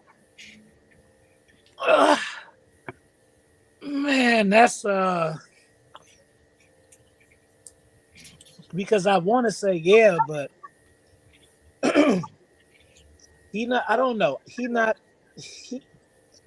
Okay, so he not getting the pop I feel he would be getting, but that's because the face Roman ain't going over the way that the heel Roman was going over. People still fucking with it, but it's not organic as much. Him trying to play, even though he's kind of tweener, he's the type of character who needed to stay exactly the same. Don't pander to these motherfuckers at all. He's still gonna scream. So it's kind of, he's trying to be a tweener, but he didn't need to change at all. The only thing that changed is him not having the title. So when he first came back, he was getting the super ultra pop because everybody was happy to see him back because he was gone. But let's be real, this whole new bloodline, it's not drawing the same way it was when it was flipped around. You know what I'm saying? When it was heel Roman, who could take him down, drew a lot more than this version of what Roman Reigns is trying to do right now. Spitting facts, like Roman Reigns ain't shit when Jey Uso is the last entrance every time the motherfuckers team up. Jey Uso is the last entrance. That's them, like, that shit. Roman Reigns not getting over as much as he used to, bro. Like, I think, and this motherfucker coming up talking about some yeets, like, that's not what Roman Reigns. Come on now, like, let's stop the bullshit. This is supposed to be the final boss before the final boss was created. Like, they changed his music. His old music way better than the new version. The new version don't sound as good as the old version. Like, it's a lot of shit with Roman Reigns that I don't really like. Even though I ain't like his long ass title reign, every time that motherfucker used to come out, his entrance, you'll feel that. That shit will make you feel like you about to fight the final boss in the video game. Now it's just like, all right, whatever. Now when Jey Uso come out, motherfuckers like, okay, hey, turn the fuck up. Like, they gotta figure that shit out before you get into it with The Rock. I'm more interested in seeing what The Rock is going to do against him versus what Roman going to do. They're going to put Roman over, but The Rock is going to have some of the best segments you ever seen. I promise y'all. What y'all think about that? Speaking of Roman, it was like when he came back, a lot of people were saying if he can go on this great babyface run, that he'll be top 5 in WWE all the time. But it's like it feels like he needs that title to feel more important. Because it's like the whole bloodline stuff, it's just dragging at this point. And I know it's going to continue to drag. It's going to drag past WrestleMania since the Usos not going to face a GOD because of the injuries and stuff. So it's like, I'm not really interested. I'm just ready for The Rock to come back. And him coming back at a Bad Blood, that was pointless at this point because it ain't meant nothing. But I got a question for y'all. Oh, sorry, man. Well, my question is, if The Rock isn't for WrestleMania, then who's going to face Roman if The Rock isn't around? What y'all think? They're doing Roman Cody Part 3. It's never been done before. Shit, you crazy as fuck. I'm not watching that bullshit. Yeah, no. It would be no incentive to do that. Drew McIntyre? It's just because it's tied 1-1. They'll both be baby faces. Yeah, wait for Cody to turn heel. Please make Cody a heel. Ooh, Cody heel. OG, what you think about that? If The Rock don't come back, Cody versus Roman, but switch the roles this time, or do you think it's gonna be? I think CM Punk. That the favorite is CM Punk won the main event. So if it's against Roman, then Paul Heyman is he in a fucked up position. That's what I think. What you think? I think they should. I think they should circle back to it. It doesn't have to be a situation because I mean, Roman Reigns has been in how many consecutive main events? You know what I'm saying? Just change the character. So I think he can step back for WrestleMania, maybe even headline SummerSlam. You know what I'm saying? But it's time to get somebody else that stage, at least for a moment. You know what I'm saying? See what type of momentum someone else can get put on that level of stage. You know what I'm saying? And then if it don't work, then just SummerSlam, Roman Reigns versus whatever graphics you put to whatever motherfucker got some shit going with him. But yeah, he could co-hot if he's facing The Rock, yeah, but I don't necessarily need to see. Just like The Rock and Stone Cold fought more than once, but they didn't have to go consecutively. Mm-hmm. People, we fucking remember that shit, and if we don't, WWE gonna give us the expert level fucking video package to make sure we remember every single thing we supposed to. So, we can circle back to it. Next year, 42, but let's see what these other cats is doing, and that don't mean keep him off the card. I'm just saying like he ain't got to be at the very top. He could be a co-headliner or maybe headline the other day, but we don't need to have him headlining both and shit like that this year. I'm about to say because if Rock and Roman do get the match, I kind of don't want to see them as the fucking main event. Like I've said this multiple times, the main event need to be whoever win the fucking Royal Rumble. That's the whole purpose of winning the Royal Rumble. I don't give a fuck what the story is. I thought that That's was the whole crazy. other 2-night WrestleMania. Like if so, the women can main event on night 1, Yes. and the men can main event on night 2. But that hasn't mattered since who was it? Bianca Becky and Lynch. Sasha. Oh, Bianca and Sasha too. Yeah, because that was the first, and they only did that to make history, so they could say that 2 black women main evented. They probably didn't even want to do it. And I'm about to say though, but like, let's say, how about Bailey versus Io Sky? Would you want that to main event over The Rock? Night 1? I mean, but the That's thing not gonna is, fucking happen though. Nah, see, here's the thing. If something's gonna main event, they're gonna make sure it's worthy enough. They're not gonna let if they know something gotta go over Rock and Roman. And first of all, the women gonna main event night 1 anyway. So if Rock versus Roman happen, that's night 2. So you can't really say that. You know what I'm saying? But it's like, I get what Kyle's saying. It's like, what we're saying is if you win the Royal Rumble, we have 2 now for the men and the women, and we have 2 nights of WrestleMania. But the women aren't getting the main event. And so it's like, what's the point? Like you have, like you could easily main event night 1. Like who was it? Charlotte and Rhea. Charlotte and Rhea should have got that shit. They should have been the main event. That shit was way better than the Usos versus Sami Zayn and Kevin. Oh, I'm like, bro, y'all motherfuckers are crazy. Charlotte versus Rhea is now top five best women's matches of all time, and that shit wasn't the fucking main event. It was close. I was so sleepy during that match. I had to rewatch it. Like that's how. Like I almost fell asleep in that match because of where it was placed on the card, not because it was bad, because it was a really good match. But it's like the Usos and Sammy and Kevin Owens main event in WrestleMania. Exactly, Dan. That's exactly how it should go. I think once the Bloodline shit is done, they'll probably really focus on this aspect moving forward. But the Bloodline shit is just like, if I will say, if The Rock come back, you kind of gotta put him as the main event, especially if The Rock gonna wrestle a 10 to 30 minute match, he gotta be the main. Like it's kind of like you got no choice. You know, OG, what you think, OG? Should the Royal Rumble winners be the main event or? Fuck it, or whatever the best shit is. I mean, yeah, but at the same time, I'm just kind of thinking to myself, sometimes a good story leading in really benefits. Because sometimes, I know that's been the setup, but sometimes a random motherfucker, like, I don't know, it's a hard one to say, because just like when for instance when The Rock and Cena booked and they just like, hey, we gonna fight at WrestleMania, that made it big.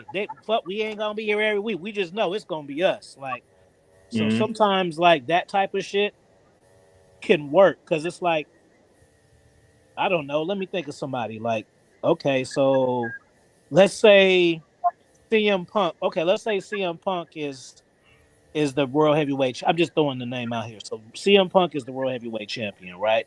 So let's say Austin Theory wins the Royal Rumble. Just because he wins the Royal Rumble, that don't automatically get me invested in that feud. You get what I'm saying? Yeah. I don't really care. Like I don't. Maybe I don't feel Austin is ready for a World Heavyweight Champion, or I feel like he's gonna automatically lose, which is gonna have me have less investment on watching that shit. So I think there needs to be a little bit of build, regardless of who wins and shit. You know what I'm saying? Instead of just, let's just keep it away, but then on the flip side, if they're big enough stars and shit, like Randy, like John Cena could do that shit with Randy Orton. Like, hey, we gonna fight, and then now that's settled. So now we gonna do whatever else. And now I'm gonna beef with other niggas, and then we might have a 3-way by that time. But you locked in, What do y'all think about Cena versus Cody as a potential match at WrestleMania? Even if it's face versus face, would y'all be interested in watching Cena versus Cody at Mania for the belt? Cody still got to do the Randy Orton feud before he do John Cena. So I don't really know if I'd be interested in that. But as long as it's anything away from the bloodline, it's cool. OG, what you think? Cena versus Cody, just as a face versus face of the company type of match. No, because Cena ain't the Cena 5 years ago. Yeah, the last couple of Cena got to come back and be a whole different version to get me to get a sense of Super Cena. Super Cena versus this version of Coda, perfect. That's perfect, perfect. Super Cena, but I didn't see him get whooped too many times. Now he has to be rebooked and repackaged for me to get in. You know, I didn't see him lose consecutively. I seen Solo kick his fucking ass to where he tapped out and shit, getting the hands to. You know what I'm saying? That's not the Cena when I was seeing him pick up 3 cats and shit. The Cena picking up 3 cats for F5 versus American Nightmare. Yeah, but this beating on Cena and shit, nah. But if he repackage himself as either a heel or just super cold. Like this is my last run. I'm finna get in the best shape. I'm finna go run get all my championships I never had, all my accomplishments, whatever. And he just coming back with like a new flavor, maybe even a new special or a move set. Something got to be different. You know what I'm saying? For me to get behind him the way that I used to be. You know what I'm saying? He's like a shell of himself to me. Like even like like I said, when him and The Rock faced off the last time, he didn't look like he could kick Rock's ass to me. Versus the first time, they seemed like equal. Speaking of motherfuckers who need to be at WrestleMania, Jacob Fatu. What is the Jacob Fatu match at WrestleMania? Me, I got if not him versus Solo straight up. Him and the Tongas versus Solo and the Usos. What y'all think about those options? Or y'all got a different Hey, real quick, Black House, because I took a fucking screenshot. My bad, bro, and I meant to send it to you. You know, I was looking for the WrestleMania tickets. You know, the cheapest ones was fucking like 760, bro. Jesus. 760, bro, for the cheapest ones. Like, you know how you can go to the high low? The shit started as I'm like, yo, come on now. And that's just one night? Or it's for both nights? No, I think you buy individual tickets. You don't get but one ticket. Oh, hell no. Yeah, bro. That nigga with the green shirt gonna be spending like 10,000 in. It's a scout mission for sure, bro. Cause I don't know, bro. I gotta be pretty rich to do shit like that. Like that I wouldn't feel right paying that much money and sitting hella far. Like if I pay that much money and I got a cool seat, like going to Raw or something, that's cool. But 700 for the nosebleeds, I ain't got it like that right now. I won't feel right just walking all the way up, all the way, and then sitting down and I'm watching the fucking screen the whole time. And I ended up almost a band. That ain't gonna sit right with me. Say some motherfuckers gonna max out their credit card just to pay for that price, so that's not worth it to me. I'm gonna see what SummerSlam talking about, me personally, because I'm not paying. And if SummerSlam trying to be on that bullshit, talking about, oh y'all got me fucked up. I'll watch that shit at home, and I'll catch y'all at the house show. But what y'all think about? So if Jacob Fatu should be at Mania, is his match against Solo straight up, or is it gonna be a tag team match? I would like to see it against Solo straight up, but I don't know how fast we'll build to the dissension of them splitting up. Because, like I said, this bloodline story gonna go on forever. So I don't know where it ends at. Like Roman last year, what he said in the press conference, it was in the 3rd inning. Yeah, like the 5th right now. Don't even feel close to finish. OG, what you think? Solo versus Jacob Fatu straight up, or tag or a 3-man tag team match? Solo go back to the OG bloodline. I don't see any of that, bro. I think they're gonna even because with 4 months. Quick, bring the shadow. My bad. Yeah, I don't think they're gonna break them up and pit them against each other just for a WrestleMania fix real quick. They don't gotta do that right my now. bad, not to interrupt. I'm just saying I'm back. My phone was about to die, but I'm good now. Now we good, gang. What we do? Keep going. I'll chime in. Yeah, I don't think they're gonna break them for a fight. Just like that Uso versus Uso, that wasn't a good match at all, bro. I was let down by that. So I don't think they in a rush just to. I think it's enough. I think it's enough shit on the card where they'll have them together fucking some other people up versus them having to go against each other. I don't think they're So, gonna break them right now.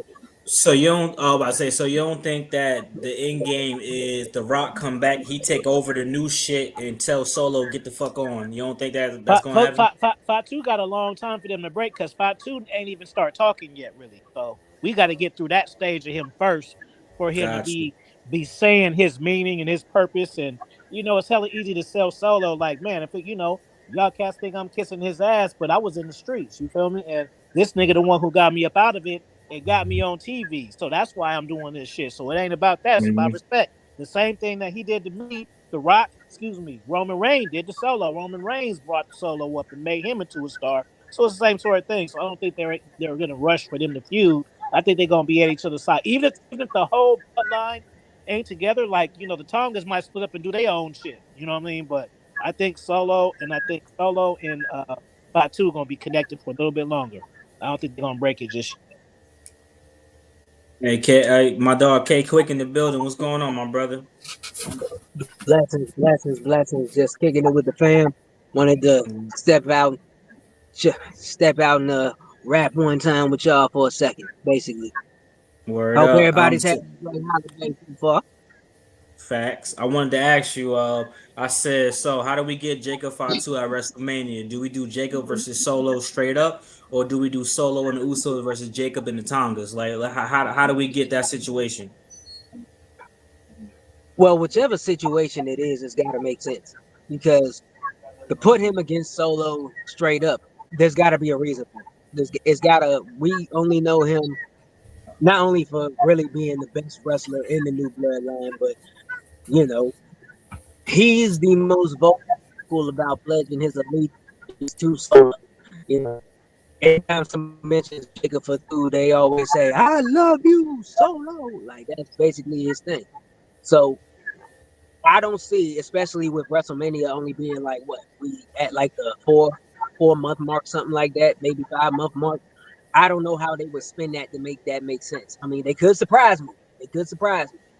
But them being in a tag against somebody that makes sense, because it seems like that's more feasible that's really all they've been doing all year is the bloodline versus bloodline, 6-man versus 6-man, war games, tag team all year long. So if they're going to spin that again, they got to make it more interesting because really we've been seeing that all 2024 long.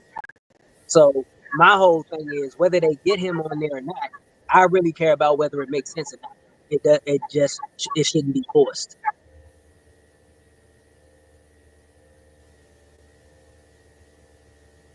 Ricky, what you got?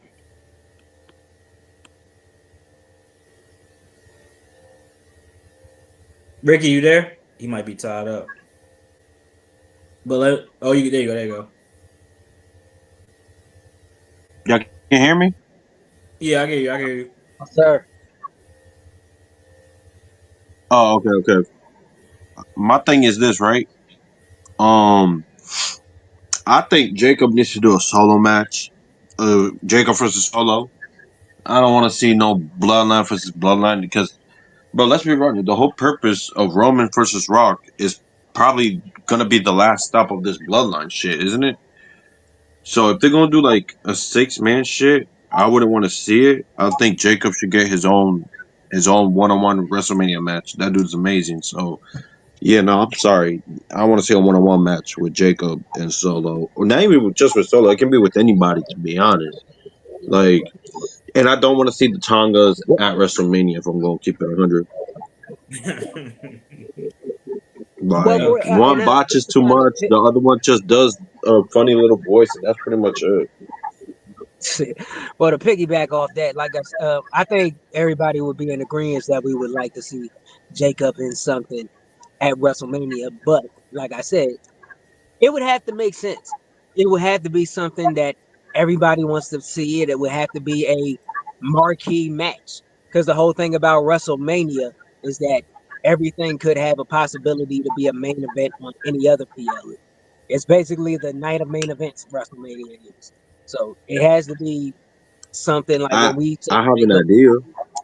I mean, if If we hear Jacob Fatu and whoever he's put with, it has to be a reason that fight is going on. Otherwise, it's just a copy and paste match. Yeah, I What have you an got, idea Ricky? for. So What I feel like what you got? Braun Breaker is not going to lose that IC title until WrestleMania, and people want to see him and Jacob go at it.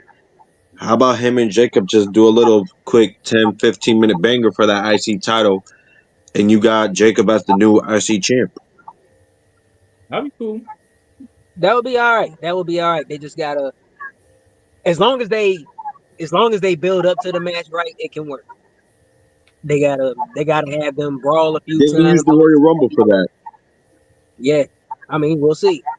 Hopefully, I wouldn't mind that match. That match I do not mind at all. But all right, y'all, it's about that time. We talk about a real serious topic. Like we really gotta get into it. I hope y'all ready. Let's do it. Let's talk about Ricochet. Oh my God. Here we go. OG sent me the clip. Ricochet and Will Ospreay going at it backstage. Ricochet like he about to cry and shit when he talking to Will Ospreay. So OG, well, what is this? I made my video. I said my piece already. What is the situation with Ricochet? Can he be salvaged in AEW? Well, so see, it's tough because like he just really don't got it. Cause like, okay, so boom. So when they was in the ring and Bobby Lashley grabbed his face and he was just like, we don't like pushovers and shit. That was a major seed drop for a heel turn, but the next time I seen him on TV, he still didn't look intimidated. But that's the perfect time to be like, okay, let me show these cats I don't give a fuck and I'm really ruthless and shit. But his attempts for doing that, it just doesn't get over with me. So it's rough because even though it's set up perfectly for him to be heel, and it was good that he did the wiping the ass, that's like heel shit, and throwing the shit back, that's heel shit. But then we follow up with that confrontation that was weak. That So motherfucker. it's rough. Like he just don't. He I really think just they're don't gonna have. save that for the Will Ospreay match coming up. I'm gonna tell you. 'Cause I'll tell you this. My whole thing about Ricochet. Well, firstly, phenomenal athlete, phenomenal athlete, phenomenal in-ring worker, and that's it. That's the problem. You know what I'm saying? So like him and Will Ospreay, if you all have you all have watched any of their matches before they made it to any big leagues, like on the Indies and like over in Japan, pretty much all their matches are the same. That whole chain wrestling thing they do, and then they end it in the Superman pose. They do that in every damn match. Like there's no grittiness to it, bro. It's to me it seems over rehearsed when it's them. Tremendous athleticism, but it seems more like an acrobatic act. You know, they just got to switch it up because it's too repetitive. Now, Ricochet alone, that's just between them. Will Ospreay, love him. But Ricochet, I pull for him a whole lot. But he should not touch a microphone until he's had because when he talks and tries to cut a promo, it seems like he's awkward. He's very awkward, like he's not comfortable with his voice and his face expressions. Everything is off. It's like he has athleticism, and that is it. And that's literally what's holding him back. He does not have anything else past athleticism. Like some people, you can see potential. Like I only see like a lick of potential. You know what? I'm glad this is all happening because he got about 2 more weeks of me, and I'm gonna cut his ass off because he got 2 open lanes right now. He got one open lane to be a super heel and join the faction. That's one lane he can go, or he has to do something super shady to Will because you already know Will gonna look at the tape and see he pushed him.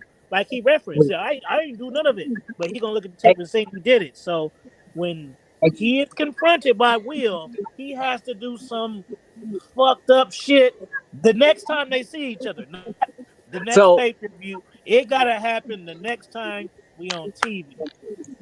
So this comment really rings a bell because most people who cannot talk or interact or connect with the people, if they get placed with a good manager, they can prosper. Do you think if they placed with him with a good manager, could they clean this mess up? The He's not Mantha even should be his convincing manager. when he drops cuss words, bro, and that usually makes people a little bit more. If they say any kind of, they don't even gotta drop f bombs when wrestlers start cussing, it gives them a 5 points. He don't even get the 5 points when he drops the cuss words, bro. I'm about to say when he said shit, that motherfucker sound like a bitch when he said. I was like, oh my Because god, it's his voice, it's bro. He's crazy. not, when he talks, it's like he's not used to raising Bro, his this voice. He's not used yeah. to raising his Can I voice. be It honest? sounds so awkward. Hold He on, give y'all. it a Hold on, couple. y'all.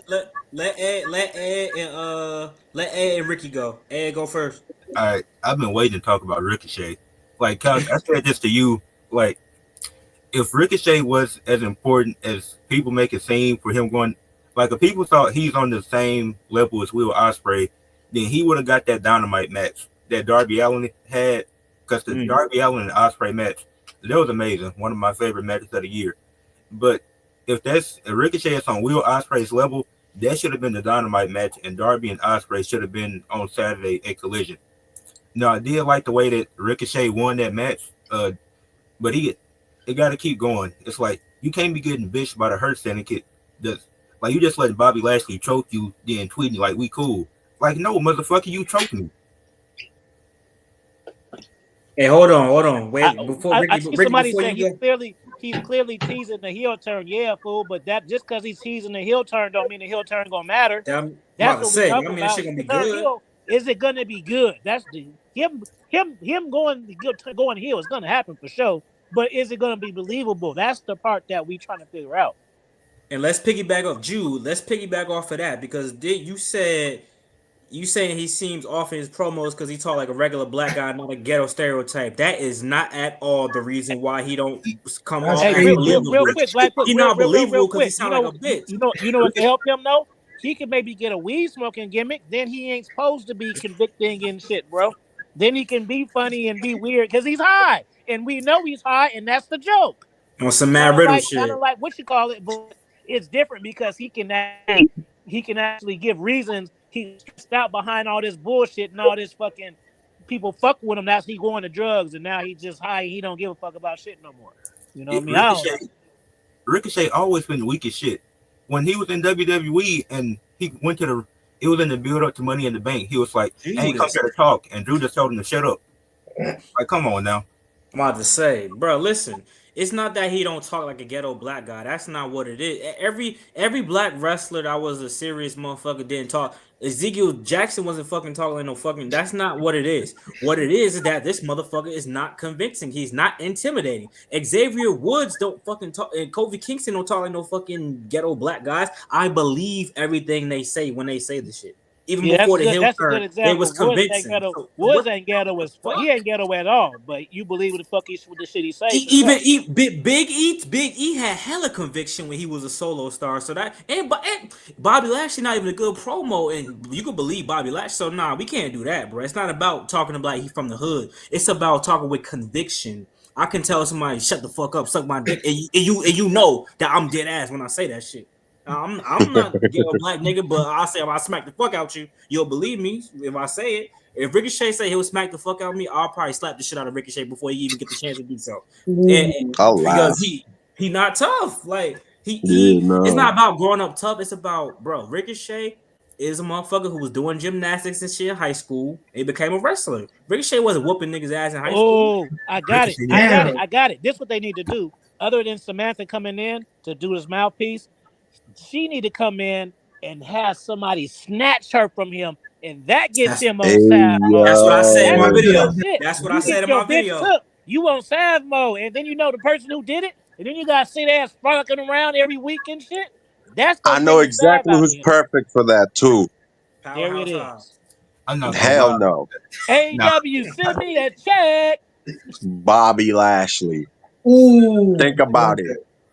He has the experience with that type of storyline, and he just bitched him by grabbing him by his like neck and shit. So imagine being like, damn, I grab you by your neck. Now I'm gonna choke out your girl too, bitch. Oh, that's a Like good shit. imagine that. I'm gonna say this. A Ricochet got till February 1st to prove me wrong. Or you got to put that mask back on and become Prince Puma again. Thank you. That's what I was about to say, man. I'm sorry. Bring back Prince Puma. That's what they should have done. The Ricochet thing, like you can make it like an ultra ego too. Like you could be like, that was me. That was Prince Puma. This and that. He's from Mexico. He's not from where I'm from and shit. Like do shit like that, bro. Sort of how like Tony Oh Storm is doing right man, now. I'm happy you brought that up. Let me say this, bro. R-Truth, y'all can say he's a national treasure. I'm tired of this Butch and Pete shit, bro. Man. R-Truth look like a fucking all right, enough is enough now. Okay. Like this motherfucker 55. Can he have like one serious match, like one serious, just one before you retire? Because he's not wrestling at no fucking 60. I hope not. Because if he's 60 still telling these fucking jokes, it's like, come on, bro. Like I would love for John Cena and R-Truth to be a one-off match. Even if R-Truth don't got to be heel, just give him a Can I serious be match honest? at least, bro. I want them to win the tag titles for a short little bit of time. I definitely ain't happen. Well, I love that. I hope that. War Raiders gonna have them bitches for a minute. Promise you. Yeah. Well, it don't gotta be even that. It could be the SmackDown one. Wait, I have a question. Because I just realized something. John Cena's retiring, but what brand is he gonna be on? Is it gonna be on Raw or He's not gonna be on no SmackDown? brand. He gonna be That bitch is gonna be wrestling. He's gonna be on Raw more because on Netflix. He's gonna be on Raw more because on Netflix. I figure he'll be on both. That's what I'm saying. Because like I figure he'll be on both, but at the same time, because Raw is on Netflix and Netflix does want that big name, and that's a big deal. I feel like he's probably gonna pop there more.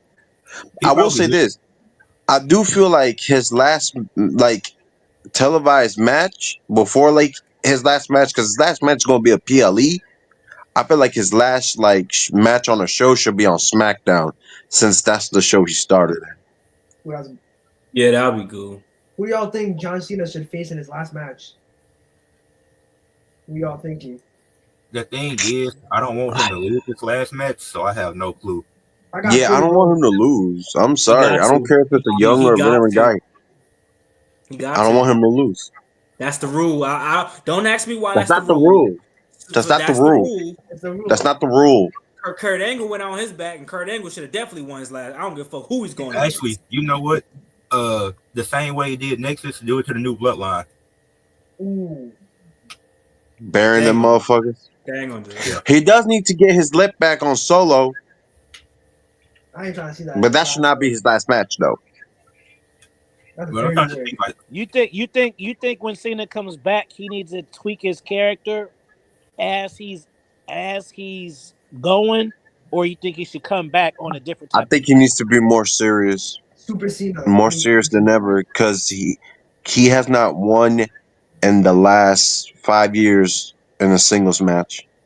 Yeah, but I'm saying you think he should have a character tweak, like come back as he just left, and then eventually that happens, or you think since he's gone now, that his first time on TV, he need to be on some different shit? That's what I mean. I think he needs to show up on Raw on Netflix and do a promo like, "Hey, I'm still same on me, but I gotta be more focused and all that, and like more aggressive, if that makes sense." He should address what was never addressed? Him versus Bray Wyatt. The outcome of that was never addressed because Bray Wyatt beat him in a cinematic match, but that shit didn't change John Cena's perspective. Because Bray Wyatt was showing John Cena like, listen, you basically Hulk Hogan, you basically the super motherfucker that's burying all the real motherfuckers. I should have beat you at the main event and all this other shit. So if John Cena come back and address like, you know what? Rest in peace, Bray Wyatt, but he was absolutely right about me. I ain't shit, and I have been burying motherfuckers. I do got an ego, and now I'm gonna whoop his little brother ass, and I'm gonna whoop all they fucking ass too. That's what he should do. Okay. Beg Triple H for a heel turn. I'm like, bro, I haven't been a fucking heel since I was rapping and shit. Please just let me get one more, bro, and I'll put over whoever the fuck you want me to put over at the last match because I'll be a heel. Hell no. Cody versus Cena. Lose. Cody versus Cena and Cena the heel. Man. Nah, I want to see Randy versus Cena, but Cena as the heel. That would be so fucking interesting. Randy say he ain't doing it. I don't want to see Randy and Cena again. Man, Randy always says that, but it's John Cena. Randy will do whatever John Cena wants. Randy said it himself. Whatever John wants, he'll do it. Like they like for real best friends and shit. They'll do anything for each other.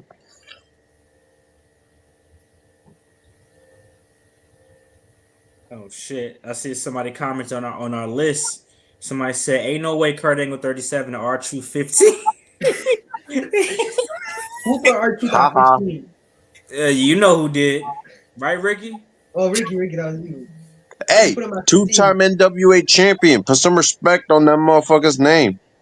But you gotta look at the. You ain't look at the bottom of the list though. You can't put I R-Truth did. over fucking Kurt Angle, bro. Hey man, it's not. First of all, this y'all fault. Cause why would y'all put those big names on the bottom of the list? That was Red. That was Rage Man Reg. But Like that's the whole problem with the list. Y'all put way too. Y'all keep saying they should have been top 10, but keep in mind, y'all were like, I feel like I ain't gonna lie. Half of y'all, I felt like y'all were like, oh, let me get this name before this person gets their name.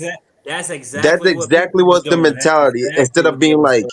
oh, I got number 50. All right, well, let's put this dude at 50. Like, nah, y'all said, let me get this name before y'all get it. Cause Edge being that low on the list was fucking. I was like, bro, this list already fucked up. You got Edge was hella low. Kurt Yeah. Angle was hella low. Chris Jericho was hella. I'm like, what the fuck is going Well, on? Chris was in the That's what right I'm saying. place. I don't feel like people understood the concept. I think people just like they're like, oh, let me grab this dude before anybody else grabs him. Like, nah, like really look at the shit. See, this is why you should have gave me picks 5 through 10, because there's no way AJ Styles and Undertaker not on the list.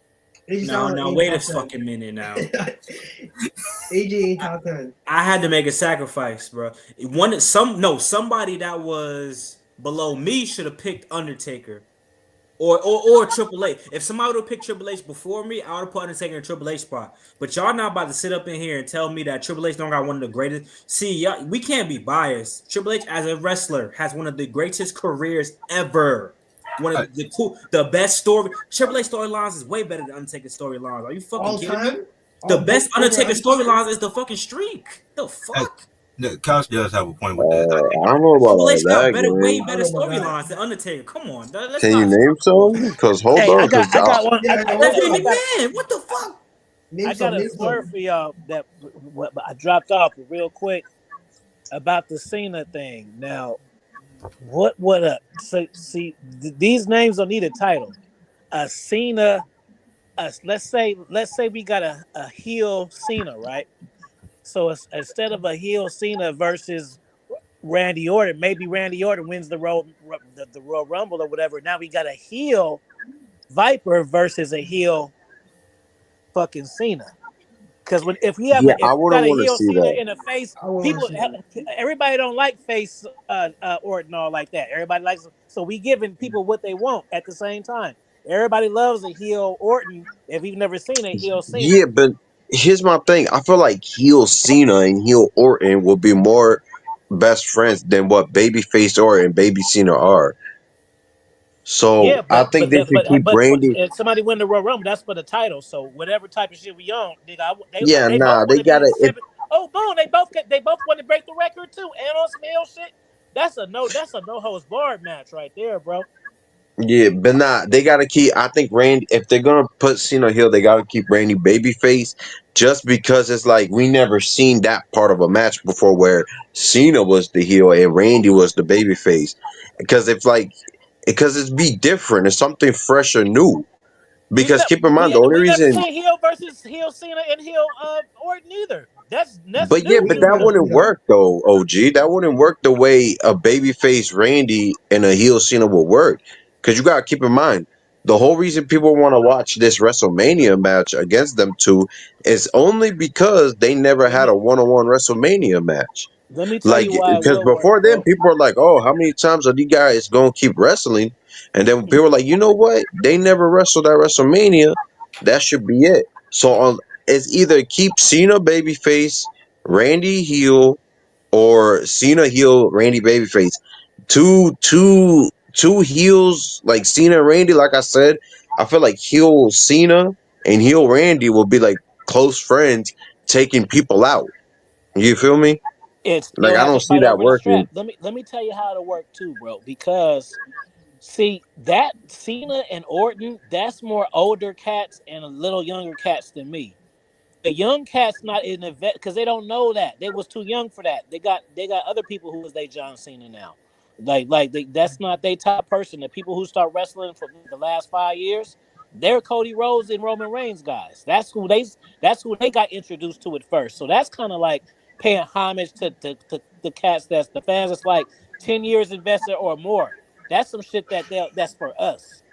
You know what I'm saying? Because Orton and Cena, they on the downslide of their shit. Whether they get in shape or not, they still both on the downslide. So that's kind of paying homage to the more than casual fan by giving them some shit like that. Nah, I don't think it'll work though. Hey, Maroon Child, I disagree with you. There's no point in turning Cena at this stage because no one's gonna boo him. Nobody boos heels anymore anyway. The only motherfucker Exactly.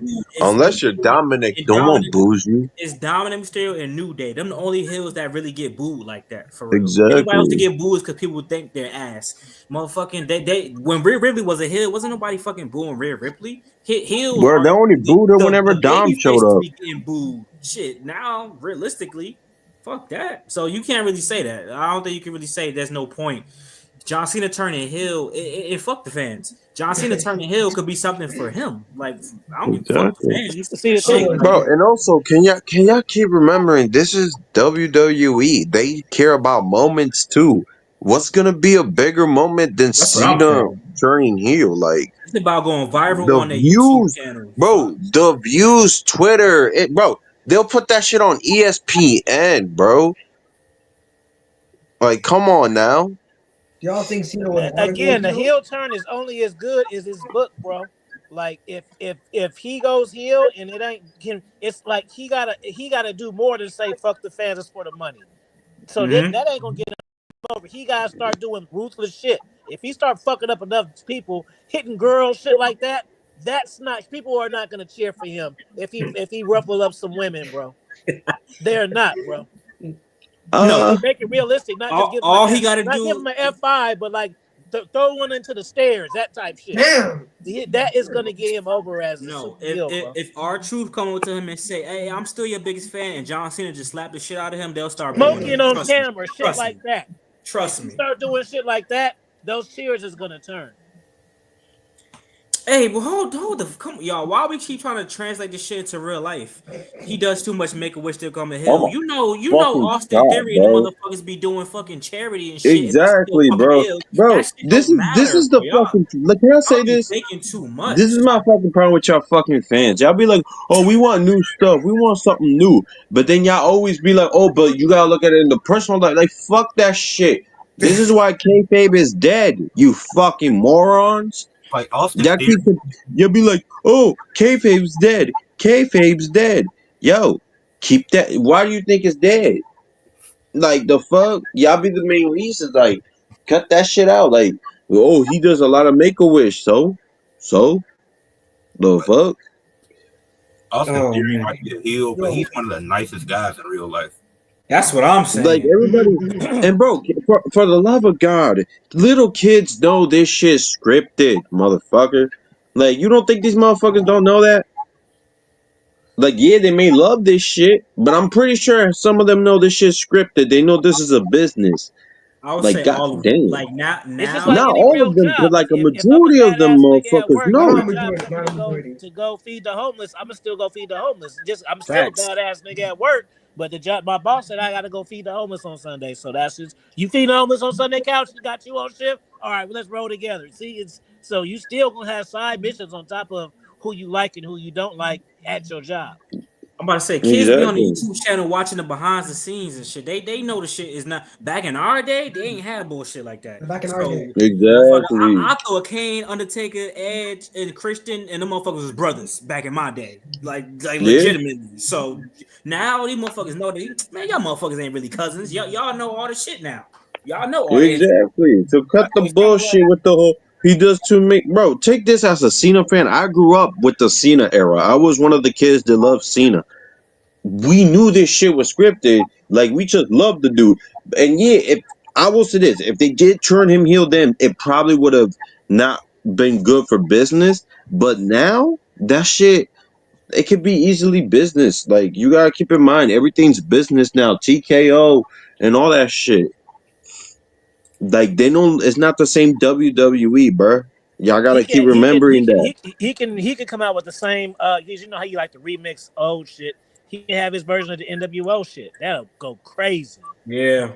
Cena Nation, Listen, I made I a. don't know, Mhm. whatever he say. His Fuck own turn y'all. heel. FY, I don't know. Whatever his new shit is, He have that needs shit to is bring back NWO. calling his shit the F. If he did some shit like don't call my The shit F you. attitude adjustment, call my shit the F you or something like, bro, that'll get overeat, bro. It's But not. you know what? You know what? Can I say this though? What if this ain't gonna happen, bro? But just bring JTG back and do like this honorary thing for Shad, but do it like in a heel version where they just start fucking people's shit up, like they did to JBL. Like bring JTG back, bro, and do that shit. They ain't No doing Do shade, that. bro. something. Nobody cares They about done with him like him. that. That They shit yeah ain't yeah going. they done with JTG. Hey man, that dude's Yo, still I'm surprised. improved I'm a lot, that'll be the bro. surprised They Will grandmaster y'all, Hudson Fatu actually coming called it. back. That shit ain't gonna get nothing, bro. nah, I'm telling y'all, if they do Yo, that shit, that shit can work. that should be the lowest reels of WWE that week I guarantee it. That'd be the only one Nah, don't break man, y'all 100,000. Hey, good. I'm that shit telling like you, like, That Brooklyn shit ain't stop at get no pop. 76. Everything else be like 1.2, 1.7, 2.3, 776, and then we got 83. Shit. Nah, he Yeah. definitely would. He definitely wouldn't get that much of a pop. I ain't gonna hold you. He might if he come back at the Royal Rumble or some shit. He might get a pop, but everybody get a Oh, pop at the Royal shit. Rumble. So it's kind of like He ain't getting no TV time. They'll bring him up. shit. They'll bring him up as a security guard, and we know that that's him before they actually bring him up as character. Yeah, have his shades on. I Okay, think Chris Mack. JTG. I think the masterpiece will get more of a pop than JTG right now. I ain't gonna hold you. Bring back Chris Masters. I bet you get more of a pop. bro, I'm telling you though, JT's been made a name of himself in the independency, bro. And Triple he H, improved. Triple H don't give a fuck. Come on, who you talking to, You Ricky? never know. He said this. You never All this know, bro. motherfucker get And ran he for his. black.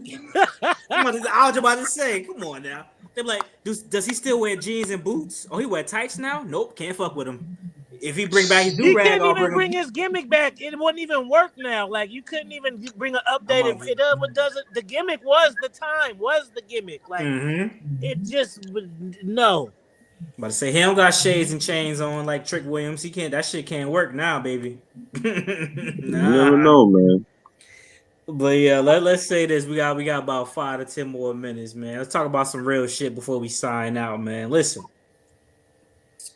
whether you starting a YouTube channel, you going to trade school, you going to college, whatever the case may be, bro. You gotta put in the work. And you gotta stay focused, bro. I think the reason why a lot of y'all is fucked up because y'all really think that y'all doing one video a week, y'all only doing the work in school and not studying is going to get y'all motherfuckers want to go to a D1 college, but y'all only practice where y'all got practice with the coach.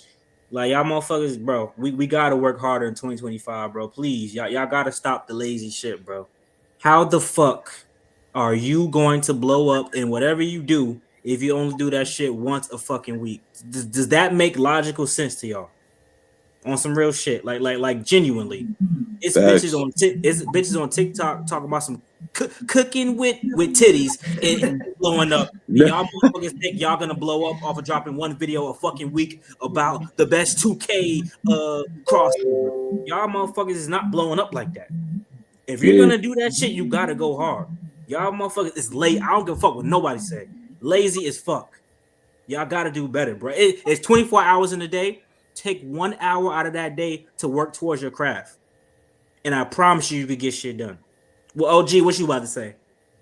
Let's start with the next upload of Ricky the Shadow. I don't want you to unpack that. I want you to unpack JTG coming in and I don't want to hear it now, but I want to hear that in the whole separate segment. Put me, I can make a over. whole video about I need to that. put over on that one because that was the funniest shit that I heard in like 7 weeks. So Nah, just take I 10 will make minutes a out of whole your video life. on that. Give me 10 minutes and just put me over. I want to hear the start to the I'm finish. saying- To the funny race, enough, to the that special shit might moveset. that shit might go viral, low key. I ain't gonna hold Yo, you. I'm gonna be real. Who's TG? You never know. Oh shit! Wait! You don't know who JTG is? Nah, I got no clue. I got no clue. Crime time. Crime Time, Okay, I know content. the And short one. one of them dead, and then we got this one that we talking about. No, bro, it's not gonna work. Bro, you know what? Give me time. Only. How we say? If I don't got it by then, by January, I got a whole video on that shit. Recreational host, Royal Rumble only pop. Oh my gosh, yo! Nah, that nigga said, "Who was you with JTG?" Yo, shout out to JTG, man. But you cooked, my boy. But yeah, man, y'all motherfuckers gotta get y'all shit together, man. In 2024, don't make a New Year's resolution. Just please, just say, instead of saying the shit you're gonna do in 2025, say the shit that you're not gonna do in 2025, that you're gonna leave in the past. Because y'all motherfuckers, man, please, motherfuckers be DMing me. Hey, Couch, how do I do this? I'll give niggas the whole script, and then niggas do not respond to me after that because they don't want to do the work. I said, bro, you're gonna go a fucking you might not get 1,000 subscribers in a year. That's just life, bro. Oh, now fuck this, bro. Phantom, Kai, all these motherfuckers, AMP, all of shit. You know it took them years to blow up, right? You know these niggas was doing YouTube for years. Motherfuckers didn't do YouTube for a year and blew up. Like I think some of y'all don't live in reality. Go to their channel, go to oldest upload. That shit will say 4 or 5 years. Like, hey, y'all don't want it. You know what a strategy is that I think, and this is just for everybody listening too, just for all of us who make videos. I think it's a good look. Now, it's easier said than done, but podcast is popping, obviously. And I think if any one of us, including me, like I hit up Jake the Snake, he followed me, but he didn't want to do the interview. But I'm just saying, like, I've noticed on YouTube, some of the wrestlers, they be getting interviewed with cats that don't even be hella popular like that, like big numbers and shit. And now I've made a few attempts, but I feel like if cats, because they be having good social media presence. So if any one of us can get like a good solid wrestler, that's got to be Roman Reigns, but like maybe a Austin Theory, maybe a Shinsuke, and have that, and they get that, and they share that shit to their shit. That can, what I'm saying, that can be the move to get us all going, or one of us. And then if one of us pop, then we can bring each other. But it could, and it's doable because I know Blackie doing his head because it ain't just value tape. Like I've seen, because I always look like when I see it because I always watch it, so it always come up on my TV. So when I would see an interview, it ain't always Undertaker podcast. It's just some regular wrestling cats who may have like 17,000 and shit. I'd be like, damn, I wonder how he got him. Maybe he connected, but the point is like they ain't only doing shit to. Wrestlers ain't only doing content with you if you super famous. Like they'll fuck with you and shit. I've seen it. They ain't fucked with me, but I'm that's my mission. You know what I'm saying? Yeah, exactly. That's why when y'all see I post my shit on Instagram when these motherfuckers like my shit, it's not because I'm trying to flex. I'm trying to show y'all that wrestlers are like NBA athletes. These motherfuckers have to practice. They gotta rehearse. They gotta learn their script. Them going out of their way to go on Instagram, they scroll just like us. We're human beings. But if they have the leisure to see my shit, they get hundreds of tags a day and in an hour. But them acknowledging my shit means they actually paying attention to my shit for some reason. Y'all could tag them and they might not look at y'all shit. Yeah, that's y'all think I'm you putting these bitches on the pedestal. No, every time I tag Lola Vice or some shit, now she kind of knows who my name is by this, because that's the only way she would keep acknowledging the shit. And motherfuckers reply to me. It's not just them looking at my shit. You know what I'm saying? Like some of y'all also, I don't know, I'm dropping a video Thursday or Friday. niggas gotta stop this hating shit too, bro. It's kind of stop. Don't hate on people that's in a better position than you. Every time I see somebody in a better position than me, I'm like, damn, I want that. How can I get that? Alfie Kingdom on this shit, expert level wrestling, got a channel with 60K. You think I said, oh, this motherfucker, he killed? I'm like, you know what? Bro, I want to get that Steve too. Austin, like one of my posts. You know how inspiring that is? For some Yeah. shit that I just thought of and people thought was stupid. Now, out of all people, he just happened across some shit that I did about him. Like, that's big. Yeah. Stone Cold. Like, how much higher can I get? The Rock and who else? Like, that's what like I'm the saying. top shit. I ain't even been doing Nah, this shit a million years. So, of course, I got me like, well, shit, let me keep fucking with this.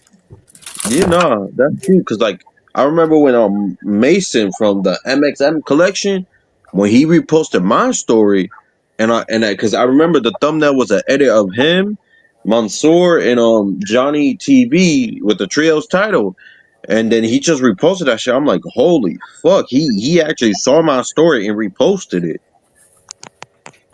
Exactly. Y'all don't understand. Results is motivating.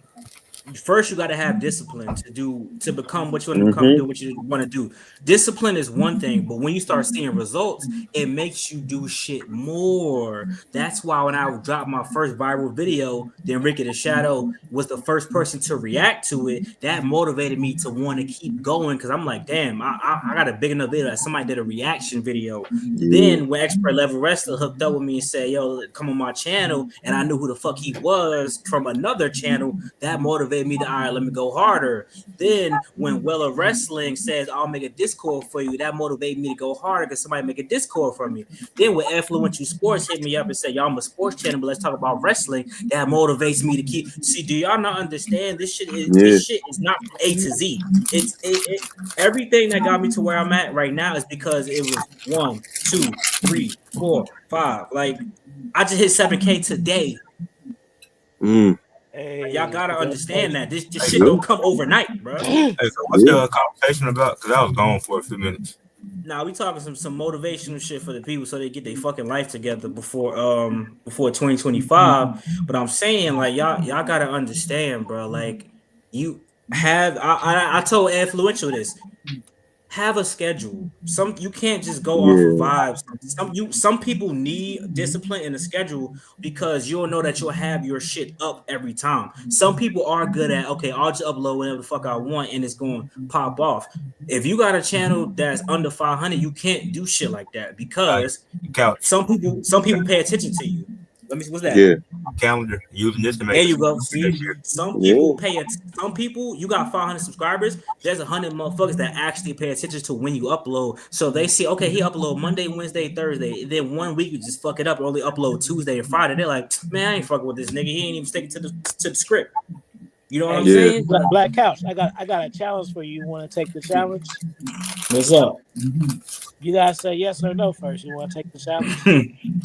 Yeah, let's go. Yes. All right. So this is the challenge, and this is to elaborate on what I said earlier. So boom, because as you see, Instagram is the best way to network. Like even if you get a lot of views, talking in the YouTube comments is different than the networking you do in the DMs, right?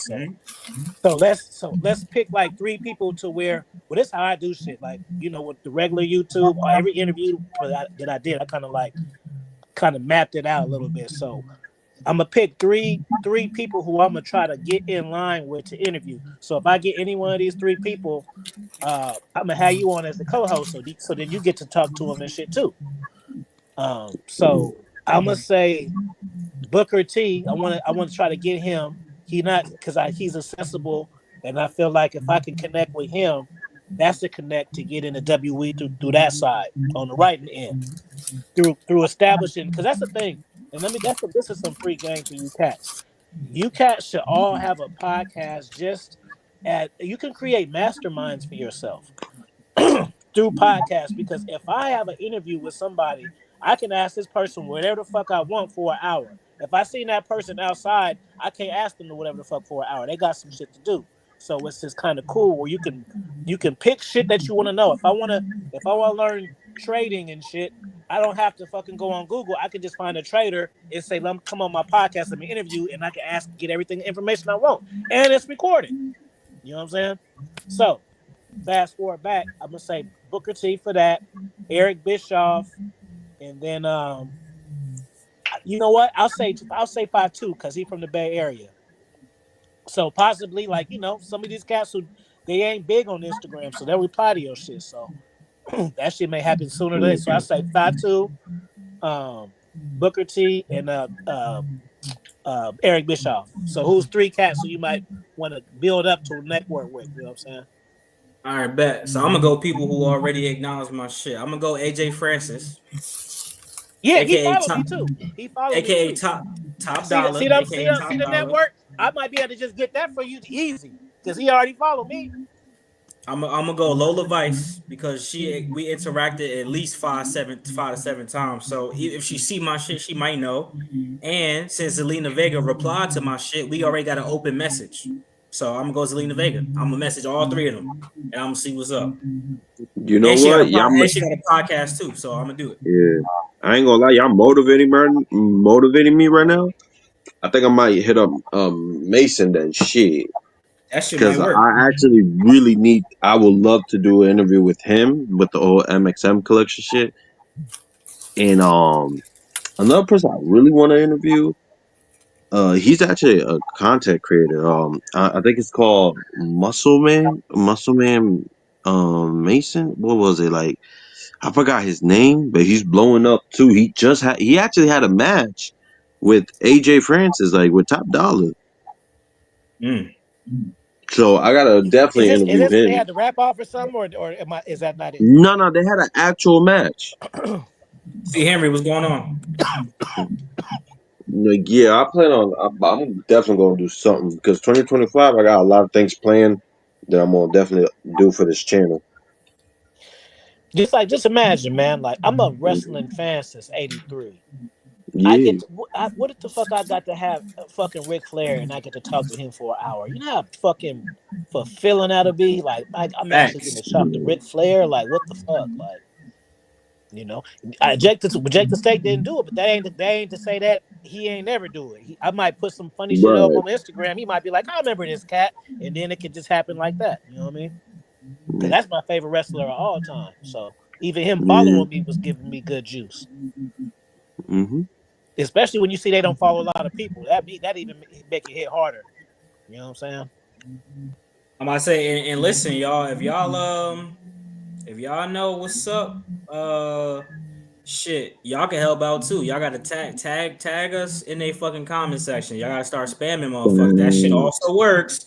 Spam Lola Vice and be like, yo, Black Couch Booking want to get you on his shit. I'm telling you, you never know. And side note too, this is for the listeners in here. I don't know how many people listening in here, but if y'all here this whole time, that's good. But I really feel like one, you should subscribe to everybody because we all got our own shit. So you might enjoy some of Yeah. this shit. We got our own shit that's funny too. That's the first thing. The second thing is I know y'all invest 1 hour, 2 hour, 3 hours, but the thing is y'all have a good time, then y'all get off. Y'all got to start going Hmm. back to the stream and just dropping some type of stuff for the algorithm. Just go Hmm. back to say you watched it, just a fireside, a 100, a flex, something, because when you get the more comments in the live streams, that's how the live streams get pushed. You know what I'm saying? Yeah. So, it's good. It take you 5 seconds. Just go back to your watch, click it, put a 100. Boom. It could be you could have your own black couch. Put a couch. Everybody put a couch after they watch this Facts. shit every time. Yeah. Boom. That's it.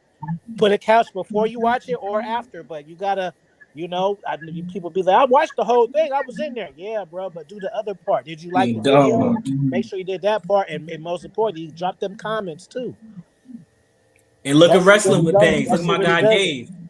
Look, my guy Dave had an interview with Dijak and Dave McKemp, Damn. Shit. former WWE wrestler. That's crazy. I really want to interview Kalani Jordan. I done hit her up like 4 times. Keep going. Mm. Don't stop. Keep going. And then one day she might just Carmelo Hayes might be blocking you and shit. He might be fucking you up. You never know. Exactly. Carmelo Hayes said, "Fuck out of here. You ain't interviewing my girl, motherfucker." Melo don't miss, bitch. Say nah, but real talk, man. We just gotta keep going. We gotta keep grinding, y'all. One day it will all pay off for real, for real. I just messaged Lola Vice, so yeah, I'm gonna do OG. I accept the challenge. If it happen, There you I'm go. putting my dogs on. If it don't happen, I'm gonna keep going. You know what I'm saying? Then, because And let me say this: that I don't. When I said that, I don't mean like you got to just DM them all. I'm just saying, like for me, like sometimes I'd be like, I know what's attractive to people, so it's like, okay, I'm gonna hit them when this happens or when I get to this yeah, level. yeah, yeah. So that don't mean like just. I mean, you could and then read back because there'd be certain times where certain motherfuckers will like you know that one guy, the coffee pot. He the African cat, the coffee pot. He got I don't know. He got 300,000 subs, but Oh, I ain't he talking had about. Yeah, yeah, yeah. he had hit me when he first started his channel. When he had like 500, he was because I guess he was up on and Coach Greg got him told me the same shit. He was just because I met that nigga in Vegas and he was like, bro, I was watching your shit before I started making shit, and I was like, what? You know what I'm saying? Like I didn't know Yep. because I watched his shit. I found this shit later. He was like, you started first. I was watching your shit. And I was like, damn, he pulled Oh up on me. So shit. like, I'm bugging though. Outside of the wrestling people though, also y'all, a lot of y'all be asking me would I collaborate with other wrestling content creators. Listen, let me break the game. Let me break the game down for y'all. A lot of these people is antisocial, bro. I've hit people up before. Either they don't hit me back, or they be like, I don't know if I don't know if I can add any value to your content. I don't know what the fuck that means. My content already got value. You coming on is just you coming on because I want you to come on. So I don't know what that means, but pretty much that's pretty much saying I ain't really fucking with you, which is cool. But if y'all want me to collaborate with certain people, y'all gotta tag my name and they shit. Like, hey, Mini Portable, you should fuck with Black Couch. Wrestling in Color is somebody who I think I could probably collaborate with, but she don't fuck with her Instagram. She ain't been on Instagram in years. So y'all will have to go on video and be like, yo, Black Couch gonna fuck with you. You know what I'm saying? Like we gotta work together, y'all. Like I can't I'm making content. Sometimes I can't be hitting motherfuckers up out of nowhere. These are my people in this chat. These are motherfuckers I talk to every day. Like the other motherfuckers who I don't know, I can't interact with them if they don't interact with me. Cause I'm not listen, I ain't kissing nobody ass. You see, we could grow on our own. We got a network of fucking 12 plus people. So we don't really need more motherfuckers, but I'm open to working with anybody. So y'all will have to help out on that note. That's all I'm saying. Hey, I'm Cal, gonna throw MVP in my list too. I think Bet. that'll Oh, be a he good chop yeah. up. Yeah. Bet. Let's go, Cal, Rick. Yep. you remember like after the first video, I was telling you I'd be hitting up other people trying to do collabs and stuff. So I hit up this dude Pierre. He one of my favorite basketball podcasters, and I guess it was like, and he was telling me that I got to keep building before it's that time. I guess like I don't know if I'm too small for him to do a collab or what. I don't know. I mean, yeah, some niggas. I mean, everybody different, bro. Some people like that for real. Some people be on some shit like, well, nah. I mean, so here's my thing, right? From his perspective, if it was on some shit like you was trying to hop on my shit and I was as big as him or whatever, I could see that. But in my opinion, I don't think there's no downside to somebody who's big working with somebody who's smaller and Yeah, going on they shit. yeah. I was So asking him to come on my channel. yeah, so I mean, some people, I'm not saying him specifically, but some people it's an ego thing. It's like, motherfucker, you ain't big as you ain't. If that's the case, he should have just charged you. He should have just gave you a rate. But I'm not that type of nigga. Only thing I'm hesitant now is motherfuckers will hit you up and waste your time. As OG probably noticed, a motherfucker hit me up, say, yo, come on my podcast. I said, all right, cool. We had a conversation about what we're gonna talk about. Then the motherfucker never hit me back ever again. So basically, the nigga just wanted to have a conversation with me on some fan shit, which is very weird. You a fucking grown man. And I don't even got a million subscribers, but you wanted to talk to me about wrestling in general. But then you don't even have a real podcast. So that's why from now on, I'm kind of not fucking with a lot of people no more because I'm not letting nigga. Time is the most valuable asset you have. So that nigga wasted an hour of my life and we didn't even fucking collaborate on nothing. If anybody on this panel want to collaborate with me, man, just hit me in the DMs if y'all want to do some shit. I'm for it. Yeah, man. Shit don't cost me nothing to work with somebody, especially if even if we talk about some shit and that shit don't get no views, at least we really talking about some shit. Facts. Like, just don't waste my time with some fucking nonsense, bro.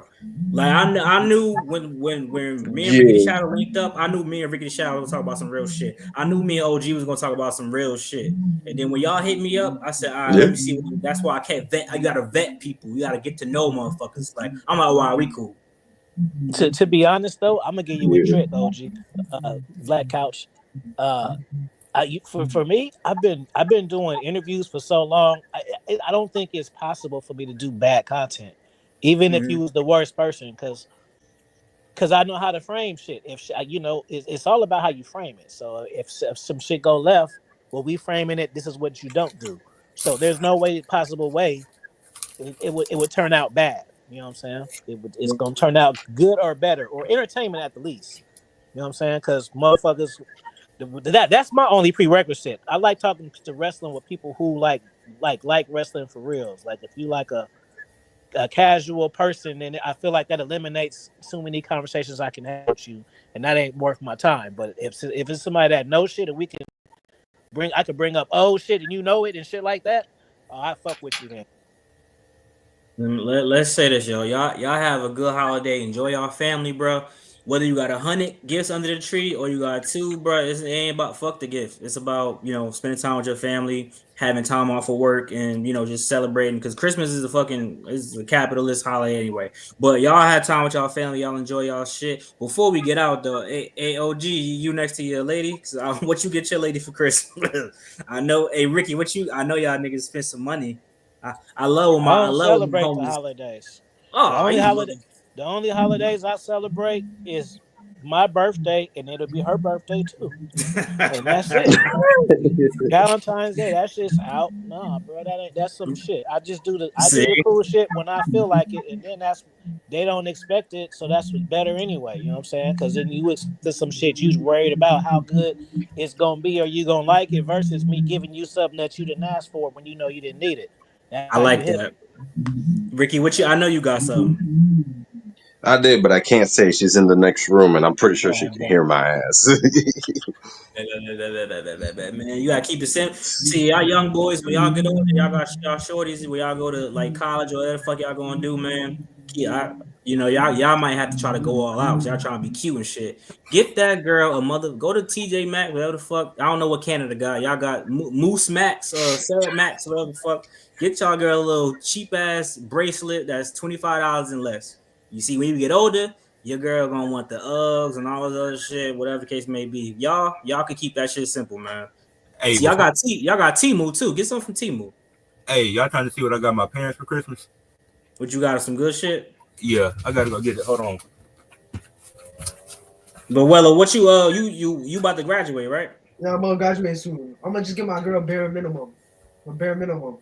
You got It's it. the love that I give. It's not material. It's the You love that I already give. fucked up. You got a girl? No, if I had one, I'm about to say hey bro, you 17, bro. Don't be doing that right now. You gotta focus. Stay focused on what you're supposed to do. I got this from my dad. Okay, you got the Kanye hoodie. I see. Then I got this got a hand warmer from my mom. Oh, so you got bread then? Okay, that's what's up. You a good son. I ain't get my parents shit when I was in high school. I ain't get mine nothing either. I mean, to be fair, I wasn't working because fuck that. But that's what's up, man. Listen, everybody have a great holiday. No uploads tomorrow, obviously. If I'm up tonight, I'll drop the NXT shorts tonight. If not, I'll probably drop them tomorrow. But I'm not making no real video tomorrow. I got a top 10 list coming out Thursday. I'm not done with the marathon. I got like 3 more uploads, then I'm done. And in January, y'all better get used to the normal schedule because no more daily uploads. I've been daily uploading for almost 2 months straight. Enough of that shit.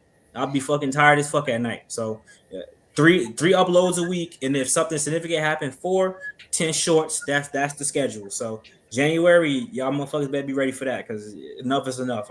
Your boy getting tired. I'm about to watch some Steph is Cold so I can keep working on my game. So I hope y'all enjoy y'all night, man. OG, everybody, y'all say peace out to the people. Any last words? Yo, make sure to subscribe to my channel. Subscribe. Facts. Subscribe to Weller Wrestling, Influential Sports, Expert Level Wrestling, and subscribe to International Afi. Well, just type in Afi Kingdom and it'll pop up so you can see the other good shit that he got. There you go. All right, man. Peace. I'll check y'all later, y'all. Happy holidays. Y'all hit the group chat if anything. Y'all listeners, go back and put the couch in the comment section, y'all. Facts. And I'm gonna send you the shit, OG. Peace, for sure. Peace. All right.